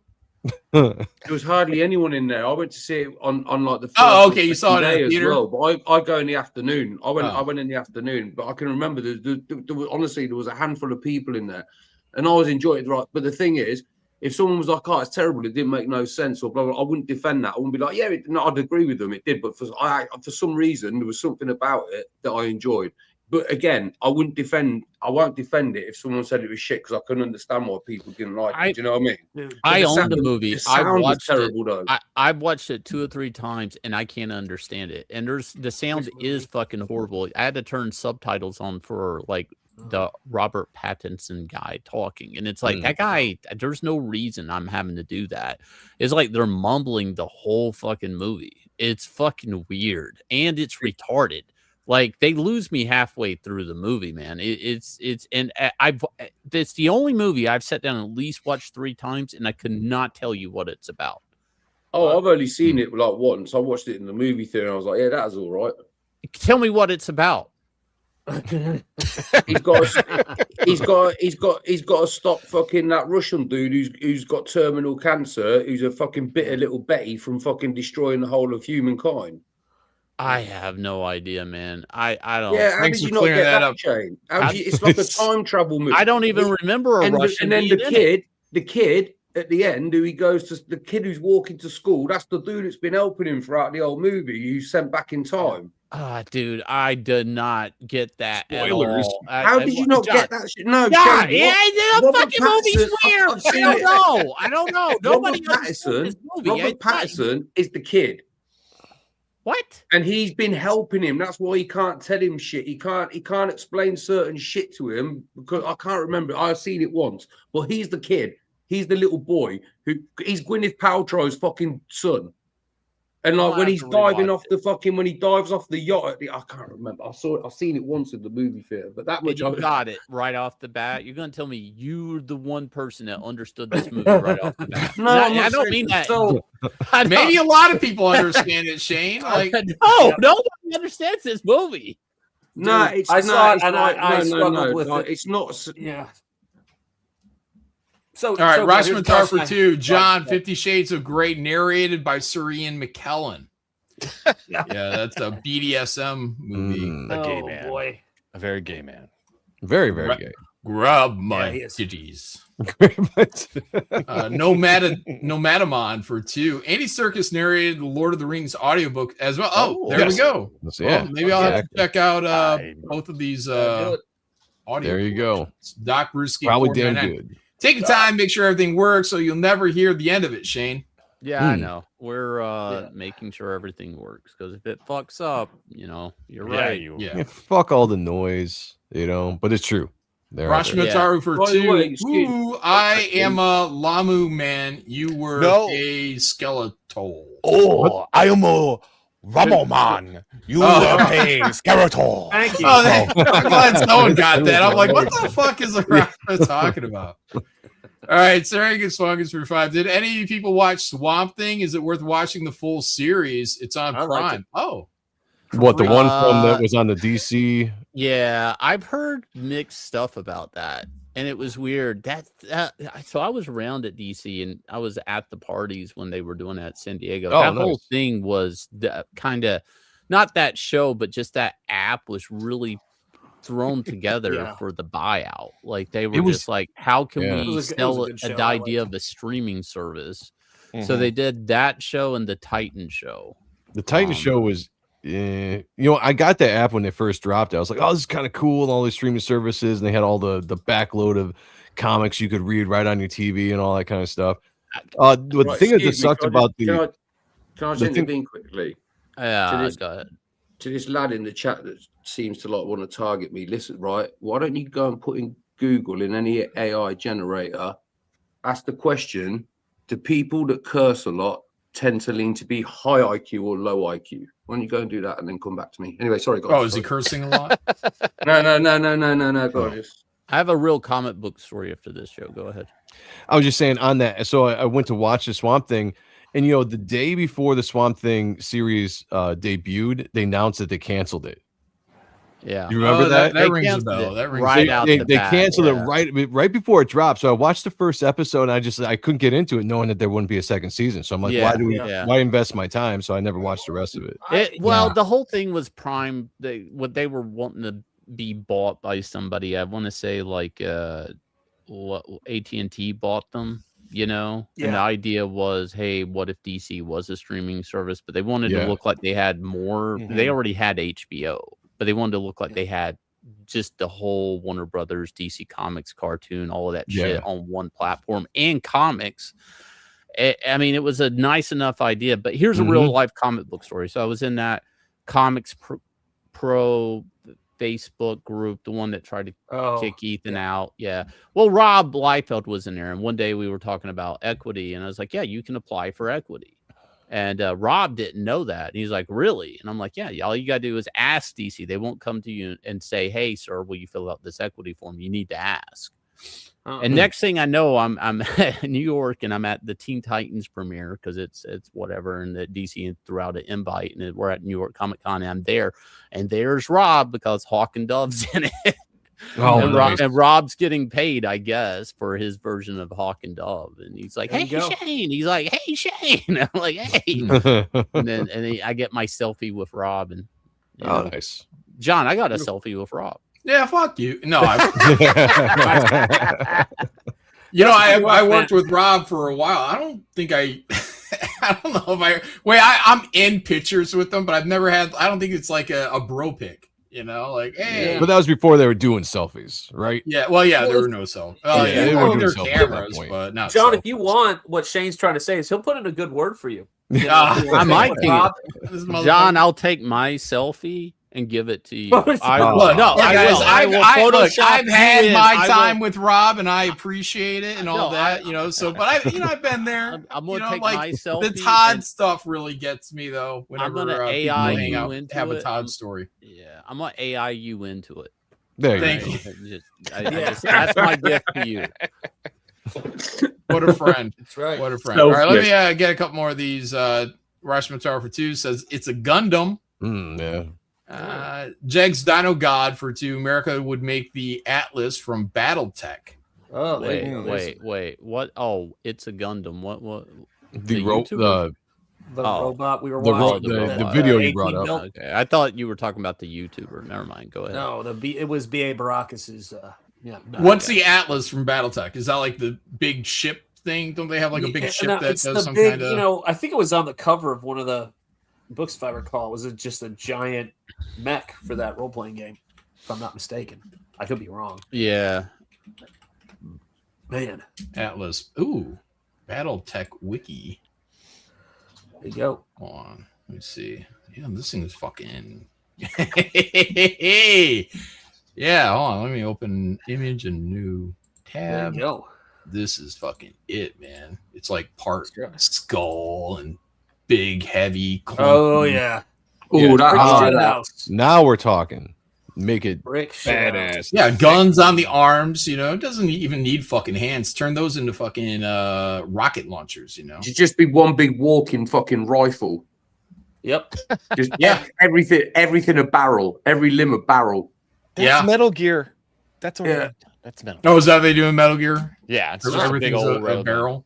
Toes are fucking shooting, kneecaps are shooting, your dick shooting, fucking arms, armpits, fucking the lot, mate. You're having it. Now, is this a drawing or is this like a sketch of what is this? Like a 3D model? Probably for the guide for the role playing. I don't like the head. I love the head. It looks like a skull. I mean, it's like a skull. I don't like it. Exaggerated, but I mean, like it. I like it. Yeah, I don't know. In fact, his cock should be a fucking flamethrower. Yeah. You know what I mean? The nuts can be the fuel tanks. Let's go, baby. So who do you guys think is winning that fight? We were looking at Gina's weight, but nobody talked about the fight. It just comes off as a fake fight to me. I don't really care to get invested in these things anymore. Here's my prediction. Here's my prediction. If you'll share my screen, they're both washed. Scripted television, WWE style. I think Gina's going to use Rhonda's thigh as a napkin. Oh. Now, if it turns into like she's knocking her fucking. Oh yeah. Blood's coming out of fucking one of their ears and shit, then that'll be fucking awesome. But it's just gonna be a cool fight. Ronda Rousey's bra is doing a lot of work in that photo. Neither of them have neither of them have killer instinct anymore, I don't think. So I mean, you look at any of the guy fights that when all these people pass their prime, they don't have the killer instinct either. So you think they're gonna go light on each other a little bit? It's not gonna be like crazy brutal. Yeah, it's gonna be as scripted as everything else. Hold her up. We got to get at least 3 rounds out of this one. It's gonna be honestly. I think that Jake Paul, Anthony Joshua thing is a fluke. I think that wasn't even supposed to go that way. I'll be honest. I think broken jaw, that was badass though. Yeah. No. Well, I think some of these and Sean probably agrees with me, especially after that car accident. That car, dude, I'm telling that you, car accident somebody goes, did Jake Paul try to have him killed? I said no. The bookies that Paul who said it was supposed to go a certain way. They'll if didn't they kill like everyone? Like everyone in that dude's car died. Well, it's crazier than that. The only reason Anthony didn't die is he switched seats. He switched. Yeah, seats. he moved. He switched seats. And the guy they hit ran. They can't find him. The guy who had the truck parked on the side of the fucking road. 100%. So, well, anyways, back to my point. Is I think these big fights are kind of rigged. And there are good fights on the card, but these are the headline, the thing to get people to go. And I think they're all going to be like celebrity bullshit matches. The Jake Paul, Anthony Joshua one should have never happened. Jake Paul shouldn't have talked shit, or that fight wouldn't have ever existed. Yep. Interesting. Anthony Joshua's a shit boxer anyway, though. Fuck you. He's not. He is not. No, fuck you. When Anthony Joshua first came on the scene, I'm talking first came on the scene, nobody could get his number. They couldn't read his movement. His fist was in your face before his shoulders even twitched. He was a knockout. He was fighting nobody's, mate. I get it, but nobody could read him. Nobody could read him. No one could read it. Shane, listen to me. Let me give you a perfect analogy. I cannot play football for shit, right? If I kick a soccer ball. If I kick a football left, trust me, it's going to go fucking right. No matter how I kick it, that's the way it's going. If I kick it forward, it's going to somehow go behind me. I could play a team of fucking retards and I would beat them. So, like, this is the thing. So I follow. I'm not saying Sean. So and then it's yours. I follow British Chokeout's boxing, really got my goat. Hang on. I'm not saying Anthony Joshua is at the top of all boxers. I'm not saying he ain't even. It's fine. All I said is motherfuckers at the beginning couldn't read his movement and his shoulders didn't barely move before his fist got to their face. He had a very long reach. He had a very interesting build for a boxer. He looked more like a bodybuilder than he did a boxer. Go ahead, Sean. No, I just want to see. I'm going to do a weird voice that none of you guys are going to get, and I just want to see if Chokeout can get it. All right? That's all I'm going to do. So you see, Chokeout, when you're looking at Eubank. I don't know what that was. Eubank was a don. Wait, listen, Eubank singing goes, that was a good So, first of all, I'm going to break this down for you, okay? So, first of all, he's got no chin. B, and you go, wait, did he just switch to fucking letters? What the fuck did he just do? And by the way, I want everybody to suddenly call me English. What the fuck are you talking about? Have you seen the one where he goes, he cusses him out in Jamaican patois, then he goes, oh, I'm ever so sorry, that's my mother's tongue coming out. Dude, this guy, blood clot, the rascal. If nobody's into boxing, nobody understands. I have no idea what's nobody knows what you're talking about. Hang on, John, it's like a commentary driving me nuts. Pete Callen for 5 in the original Halloween. You can see John Carpenter's cigarette, smoke entering the frame during the scene. Michael stalks from behind the hedge. Oh, interesting. Nice. Wait, probably is good atmosphere. Yeah, I'd like to do. We wouldn't be able to do it on here. I like to do a show where all we do is watch all these little bloopers or mistakes or whatever. You know, I'm sure someone's compiled all that stuff together. Rumble. Rumble. I would probably do it here, as long as it just clips. You know. Yeah. Comics Exposed for 2. John, did you watch Widow's Bay? Did you? Yeah, I've been recommending it for what? 2 weeks. Yeah. 2 Wow. weeks. I heard it's woke as fuck, John. I don't know. No, it's not woke. Shane. I don't think it is. I still love that. I still love that witch line where she talks about it and she's like, "Yep, we'd catch them and we'd burn them." Here's the witch trials. We're really proud of it. Caught them all, burned them. I watched the trailer, John. I saw a black man in the trailer talking about a picture being controversial. I think it's woke. Well, you'd be wrong. That was a funny scene, actually, because it was about cannibalism. But like, yeah. Sorry, read this. Funny. Yeah. John, did you see the new Backrooms trailer? No, I've seen one Backrooms. Yeah, I just watched the new one today. It was all right. I want to watch that. Let me guess. He's walking around in a room in a hallway. they show some more backroom stuff, and it's not that much different in my opinion than the teaser trailer, the one we watched last month or something. Yeah, I'm not that excited for it, but if people are like, "Hey, man, there's a you should watch it. There's a twist in there." Just like that fucking subway one where the guy's just walking around in the fucking subway halls. Like, wait, come back and tell me that it's good because I saw a behind the scenes of how they did that, and it was almost impressive enough to make me watch the movie. So the guys walking in the trailer, you see him walk down the subway thing, and there's the guy he passes, right? Mm-hmm. So the guy he passes then runs out a secret door, runs all the way back, and then gets in position and walks back. Nice. Like, I'm not even making up. There's no special effects. The motherfucker is sprinting to get down to the other end to then turn the corner and run back for the deja vu sequence. It's like, holy shit. Oh, that's good. I mean, and he's able to not look winded when he comes back. Yeah. I was surprised. I was like, holy fuck. Oh, to be fucking young and I don't know, 150 pounds. The good old days. Imagine me fucking sprint.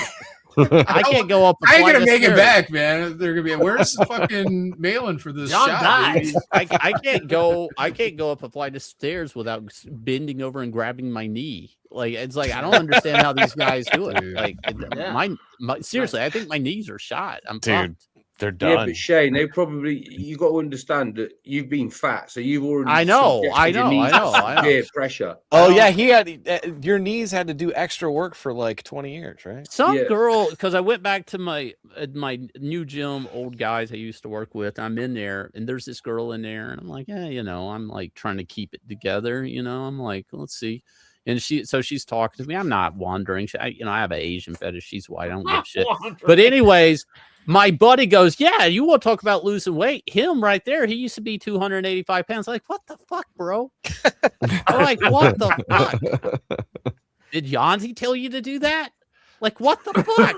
You can never escape. I was about to say, was it Yanzi who said it? She rolled up. It's like, what? Isn't the whole point of not being fat is that somebody doesn't come around like, I don't know, 15 years later? Hey, my boy over here. Let me show you how fat my boy over here used to be. You get the patronizing well done, you know what I mean? Yeah. Well done for sorting yourself out, you fucking horrendous mess. Look at Sweet Tooth, goddamn 285. Yeah, and they didn't even have Ozempic. Damn, bro. Spring ball, guys. Terrible segue. Spring ball. I know. I was honestly wondering when we were going to get to being able to promote my stuff. So, guys, Widow's Bay available right now on Apple TV. Make sure you check it out. It's a great show. They've got 4 episodes out now. You can do a free week trial right there. So accept a free trial and watch the show. Catch up on the show that everybody is talking about. Widow's Bay. A fantastic show. So why just they putting make sure you check that out. Why are they putting the British actress in the front? What's up with that? I don't know. They're all. Wait, that chick's a Brit? They're all Brit. She's British. She's in a bunch of BBC shows, a ton of them. Yeah, that's black porn, by the way. So and you'll be able to get this free trial right here that they are saying that is available if you back Springball now. That free trial is available for you. So good segue. Springball Turtle Monstrosity, $34,151. We're almost to 35K. Can we do it? Can we make it rain? I think we can, because John Malin, the man with the plan, my main man, my can of spam, it's all about money, did a cover right here, no dressing on it, but a corner box, because that's just how the fuck he rolls. There you go. A little bit of H.P. Lovecraft, a little bit of Spider-Man, and a lot of fucking balls. Springball Terminal Monstrosity. Check it out, guys. The story is going to be sick. Shit's going to happen in this book that's not going to happen in the mainstream because it's just fucking nuts. And I intend to deliver the goods on this book. I've got the whole thing in InDesign as I'm working on the pages. It's going to end with a great fucking cliffhanger in every story arc of Springball. It's going to be the first 2-issue story arc of Springball Terminal Monstrosity. But every arc is going to introduce you to another character in this world who is, in the hero vein and new monsters and creatures. So it's going to be just like that run we loved of early Steve Ditko, Stan Lee, Spider-Man stuff, but also what David Michelinie was doing or Leany was doing with Todd, where you would get all these characters, but they're there for exposition. They're not distracting from the core story. They're there to explain how this world works. And it's just going to be some badass artwork and a really great character. Don't miss this fucking book, guys. Do not miss it. Yeah. All right. There you go. Let's go. And Shant, in true pulp fashion, this is going to be oversized, right? It's going to be oversized, you know, and it's like the way that I like when I'm exploring this stuff and I'm trying That's to what I figure out promised what to Jonzi. do. Well, yeah, it is, but it's like, but I work on I've got some scribbly stuff because people do sort of, you know, do ask about the process sometimes. So if I could share this real quick here, I do have some stuff that like when I'm working and trying to figure out, you know, what kind of stuff I want to do here. You know, I make a lot of spring ball references. Let me see. Can you guys see this? So yeah, so I fuck around with all kinds of shit sometimes. What is and that? Usually you never know. I don't know what it is yet. It's an idea I have for Black Riding Hood. One of the things, because you know, I was like fucking around with, could you make a 2 out of gears and shit? But this is just me fucking around and brainstorming. So no, but zoom back in on those boobs. What is going on? Those look nice. Oh, with those, that's just a spring ball nod. You know, you got to say hello. Look at it. Spring ball's head in the bosom. Yeah. So these are the kinds of things I fuck around with. What's up with the squirrel? I like it. Yeah, but do you know what the squirrel is? No one gets this. Benjamin Franklin, his favorite pets to have, he had pet squirrels. People don't know this shit about the man. But I'm not kidding. Look it fucking up. It was crazy. He loved to. Yeah, he can tame them as well.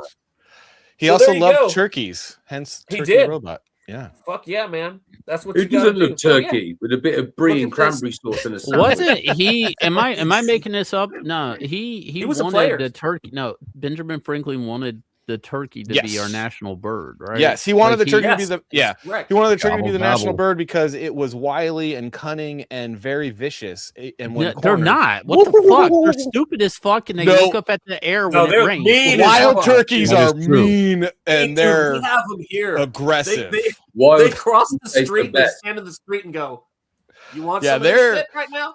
Wait, who came up with the eagle? Who came up with the eagle then? Badass. I don't know, but they were like, it looks more regal. But he's smart. Yeah.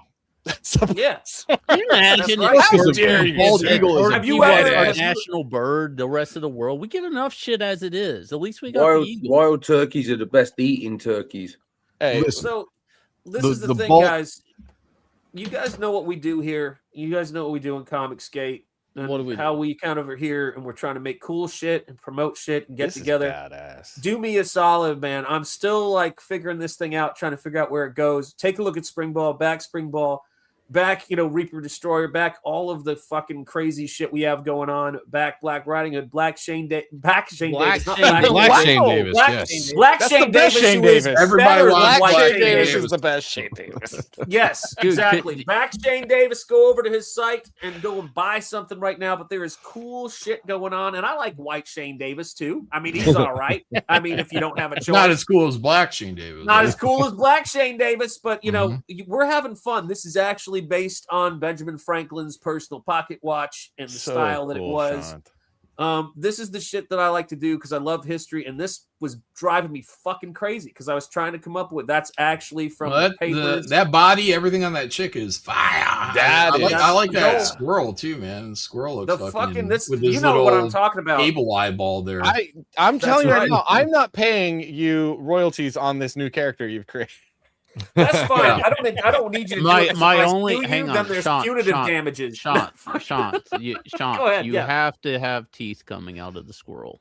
You can't. I'm going to. You have to put a little bucket. You guys got to work it out so somehow Sean can use this character because he needs that little sidekick character, man. That's cute. That's your baby Yoda. That's the ticket right Damn there. it, Sean. I love you. I only worked. Listen, all I'm saying is I only worked in character design and the lectures I did at MIT, Microsoft Games, all the shit that I did. I don't want anybody DreamWorks consumer products. I know a thing or two. Yeah. Okay. Great job. Dude, that's what these could be like Muslim bomb vest squirrels. Like they have like little dynamite strapped to them, and they run out to people and explode like drones. And listen, man. Yeah. this is the thing I want you to bear in mind. Look, here's the thing. All I need from you is John's going to be the ref. We're going to have an oiled wrestling match, and I promise, no matter who wins, you can have Turkish style. Now, Sean, like when you did that eyepiece, like what were you creatively? What were you thinking with that for the eyepiece? What do you mean? What was that? Very steampunk. Like, were you like, oh, was there a backstory? Like, what were you thinking? Yeah, there's a fucking backstory, but I'm not a bad eye. He's got a monocle. It's a bad eye. What are you talking about? Maybe he got stabbed in it, Shane. John, there's a whole story to all of this stuff, man. Like, I know you guys just think when I drew this ass, there wasn't some backstory to it, but this is a legitimate Sean, okay? that ass, there might not be a backstory, but they're going to be back shots. Whoa! I like how you strategically rest the gun against the crack. I have no idea what you're talking about. My point is, when I do something right, we're threading that needle. You understand? Hot dog and buns, guys. It's full service here in Comicsgate. Period. End of story. I learned, listen, when John Malin said to me, hey, Sean, would you like to use this cover I drew for you? I mean, yes, I had to think about it for a few seconds, But then I was like, I fucking love this outfit. We're doing such cool shit, guys. Back these, but if this turns into a cover, will you guys back it? Just let me know. Will you back it if this turns into a cover? Because that's why I do this shit. Yes, in the chat. That's why we do everything we fucking do. Okay? Beautiful. Friggin' awesome. Looks great. Comics Exposed for 5. John, have you seen the trailer for Cape Fear? It may be the next Widow's Bay, but darker and possibly more violent. Yeah, we saw the trailer for that. Remember, wasn't it Javier Bardem? No Country Old Man. Yeah. I don't know. I think we're like, okay, we'll wait, we'll see, whatever. Thank you guys. Thank you, Sean, for that. Guys, check out Spring Ball and also Silence Do Good. Joe's got something over here. What do we got? Fuck yeah, my man. Have you guys seen this yet? Call Us Mommy. Yeah, from the what was this? Scary Movie 6. Bring this up. Oh shit. Good dick. Did it do it to you every time? Hey, Mommy Gang. Welcome back to Call Us Mommy. I'm your host, Cindy Campbell. You guys get the reference, right? The Call Me Daddy podcast that's been going around. Okay. I don't know. I don't know anything about it. Yeah, that was it when Kamala Harris went on that when she was. That's the first time I heard it. It's just a bunch of women going around talking about menstrual cycles and stuff. Oh, Jesus. Happy Mother's Day. We are celebrating in the best way possible. Yes. Without our kids. Without our kids? I'm tired of looking at them every day. Would you rather take shots with your kids or rip a ball with your kids? Ooh, that's tough. That is tough. There's no way to do both, right? Which would you rather have? Oh, this is easy. Your kids or $1 million? My goodness. That's a dumb question. Yeah, who wrote this one? Would you rather your kid be the biter or get bitten? You better bite the hell out of him, baby. I knew it. I knew it. Would you rather have a gay son or a thought daughter? I believe in equal rights, so I would rather have both. Okay, what about you? I kind of don't want any kids anymore. Yeah. Okay, that's all for today, Mommy Gang. Next week, we are keeping up with a special guest who was once a daddy and is now a mommy. Ooh, call me Daddy Mom. I don't know how much of love that's it. just actually her, and that's why Chris Pratt and her are divorced. Yeah. Oh, that's a good point. Yeah, I forgot that she was married to Chris Pratt. Anna Faris hit the wall. I don't know. She's probably getting older. I mean, she's in almost her late 50. Right? Yeah, probably. Those first scary movies was that not 20 years ago? Yeah, it was late 90s. Yeah. 30 years ago. 50s now. Yeah. Late 90s, weren't they? The first one was before The Matrix. They all old. Oh, Yeah, man, like, I'm old. Wow. Yeah, no, they were. What a time to be alive, man. Shannon Elizabeth is 52 and she's on OnlyFans. You know what I'm saying? Oh they're all up there. Oh, Yeah. she is? Yeah. Yeah. She started OnlyFans. Yeah. John, he just showed up on my radar. John, share my screen. All of the scary movies, movies were funny in my opinion. I liked all of them. Yeah, they're This one, the trailer for this one's the funniest thing I've ever fucking seen, man. That was just beautiful, man. Guess who's back?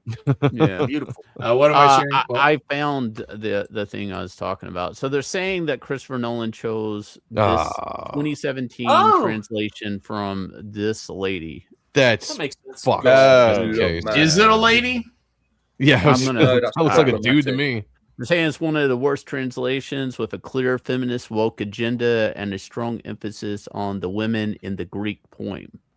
So just fuck off. That's what they're saying. I don't know if this is true, but that's a man. That's a man. That's a man, baby. Look at that. Listen, it doesn't matter. It doesn't matter where it's from, right? They've cast right, just what. You broke choke out. Did you guys talk about this? Elon called it out. Elliot Page as fucking Achilles. Yeah. Did you guys talk about Elon calling it out? No, I didn't see that one. Yeah, evidently Elon Musk kind of called it out and about Ellen Page being Achilles, but also just some people are saying that he's looking for an Oscar. That's it. That's exactly what he's doing. Yep, he is cowtailing to the woke mob to get that. Didn't he already get an Oscar? Or has he not? I think he got one for Oppenheimer. Didn't he? I don't know if he did. Wait, no, he was nominated. Wait, he was nominated, but he was nominated for Oppenheimer. Got one for Oppenheimer. Yeah, I don't think he won though. I don't know. I don't pay attention though because it's dumb. I don't either. But I was thinking. What did see? Oppenheimer Academy Awards. Let's see, awards: Best Director, winning 7 Oscars from 13, including Best Picture, Best Director, Christopher Nolan. He's got a fucking Oscar. So okay. Well, fuck. He wants a second one. Go ahead, Choco. Yeah. It's insanity. Look at what they've done to our boy.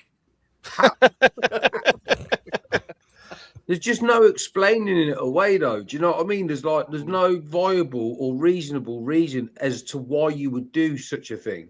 I don't. Man, so he lost me at Tenet. What was the movie with the space movie before that? Interstellar. I was halfway in, halfway out on that one. I was like middle of the road on that one. Hang on, Shay. But then hang on. But then Oppenheimer, I was like, this motherfucker still got it. I'm like, this guy still has it. I've not seen Oppenheimer, but fucking the same people. Oppenheimer. The same people that say, but Tenet, you know what I mean? No one knows what. I don't know what it means. Shane gets offended when people haven't seen the same movie. You guys haven't even watched the new Mortal Kombat. The Interstellar and the other one. No one really knows what's going on in them movies. Like Interstellar grew on me a little bit, but it wasn't like an enjoy. Like I think Inception was an enjoyable movie, to kind of watch it all kind of unfold, and then you get to like Interstellar, and you're like, it's okay, I guess. I mean, but I'm just not. I don't feel entertained. It's kind of hard to do another movie after you do Inception, though. Like you gotta like, what are you gonna do that's gonna top that? Inception 2. Well, honestly, that was the franchise. That should have been a franchise. If you, in hindsight, there should have been a franchise built off of that. No, because it was just as nonsense as fucking Tenet.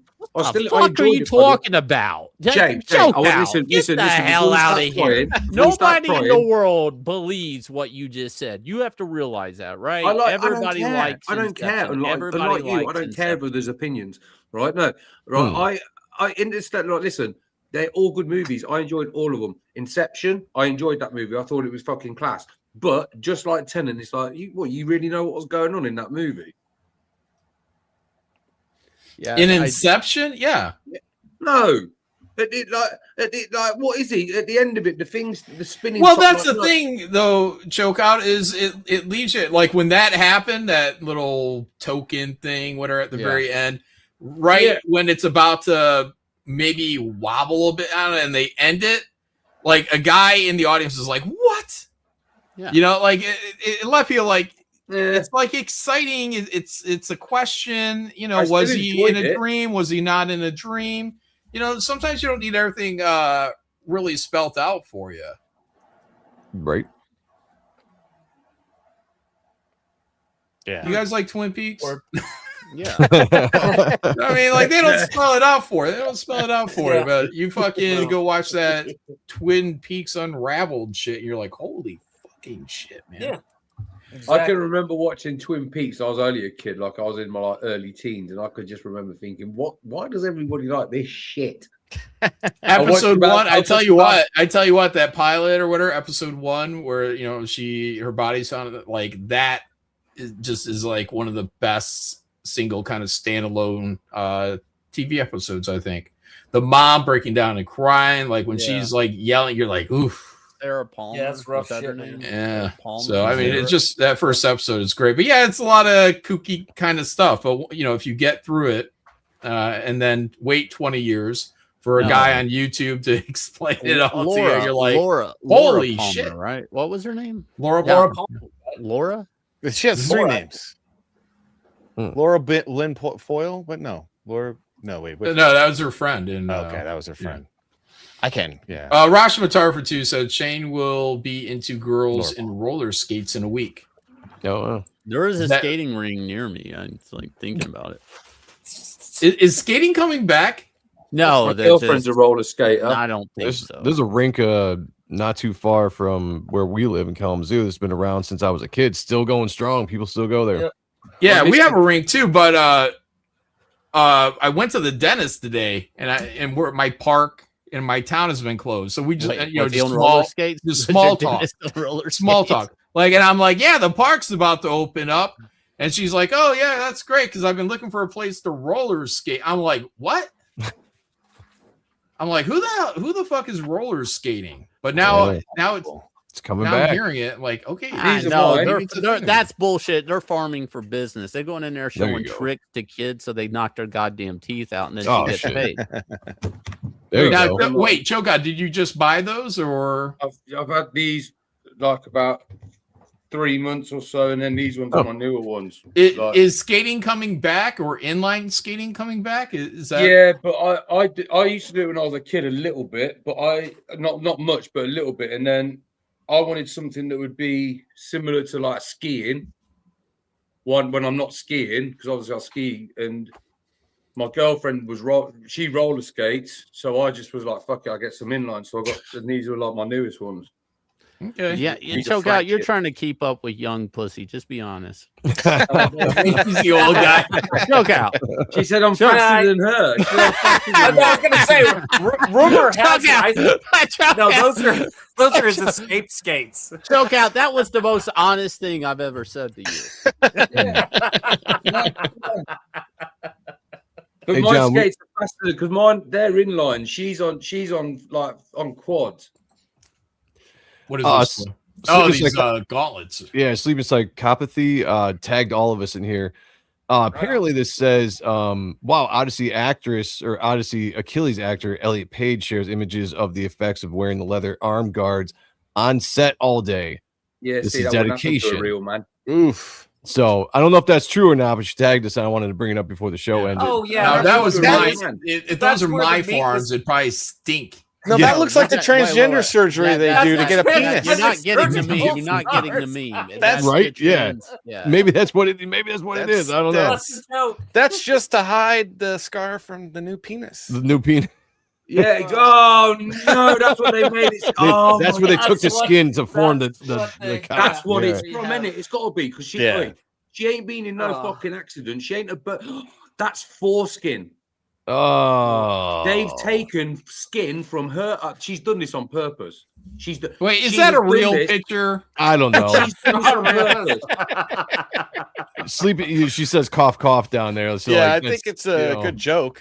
It's a good joke. It's a great joke. I want to believe. I want to believe in the sense of horrifying. That's sausage wrap. That's how you get. That's how you get penises. Ellen Page was in Inception, kind of cute. Like she was cute. No, when she was a girl, she was a good-looking girl. Yeah, she was. Yeah, I mean, she was cute. She was never going to be hot, but she was cute. She was cute. And but like the thing is, that's what leads me to believe that because like there is the odd exception, and it's like where the ones that are genuinely like fucking Blair White. There's ones that actually are fucking that, and I think she genuinely was one because she had none to look at. She had not one single fucking one of the traits. Do you know what I mean? She didn't have the mad fucking hair colors or piercings or fucking. Do you know? Like yeah, no, I get you. And to be honest, she people accepted her. Like that's the weird thing. A lot of people that I see like doing it, I look at them like, yeah, nobody's accepting you as a woman. I get it. You're ugly. I get now. You're just gonna try getting laid as a man.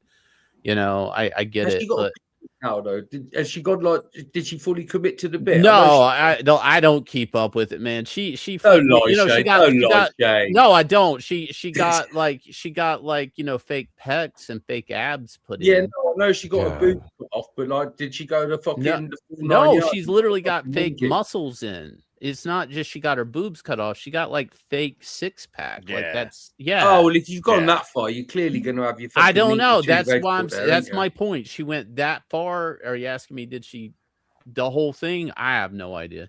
Well, here's She's the question. Got the money to do it though, ain't she? Here's the question in the Odyssey: when we see the character, whatever character she's playing, is she going to appear topless in the movie? Oh, God, and can we jerk off to that? Well, I don't know. I don't know if I was going that way with it. No, it's going to be the new, just cut up. I have a feeling that it's not even speculated. I don't think. I think it's actually confirmed. She's playing Achilles. Yeah, she did this, but I haven't seen it confirmed. But you haven't. Her and Helen, right? They're keeping out of the. I think they still want the normies to get into the theater. Like they're like, there's normies that like Nolan's films, and they're actually trying to purposely, if they do show her in the trailer, there's mud all on her face, so she's unrecognizable. Like they're still like baiting people into it, the normies. That's the part I don't like. There's something really disingenuous about it. Like I don't know. Stupid. It's like I think if you're going to do that, you might as well really be honest with people what they're getting ready to walk into, because there's going to be dudes that are going to walk into that movie. They're not online like us. They don't understand. Right. Dude. Oh God, they're going to be. Oh my God, they're going to walk. I wonder how long it takes them to realize they've had the wool pulled over their eyes. They've been Star Wars. Is done to choke out. To me, I'm boycotting it because welcome what to the I've gang. seen. That's right. What I've seen from look what they did to my boy. Yeah, we'll see. We'll see what happens. I'm gonna watch it at some point. But I went from definitely watching it in IMAX. Now I might just wait for streaming. We'll see. We'll see. And again, if anybody tells me dude, like this movie's fucking badass, and you know, hang on, wait. I'll probably get back out to IMAX or something. So Shane. Yeah. Mortal Kombat, worth going to see in the movie theater.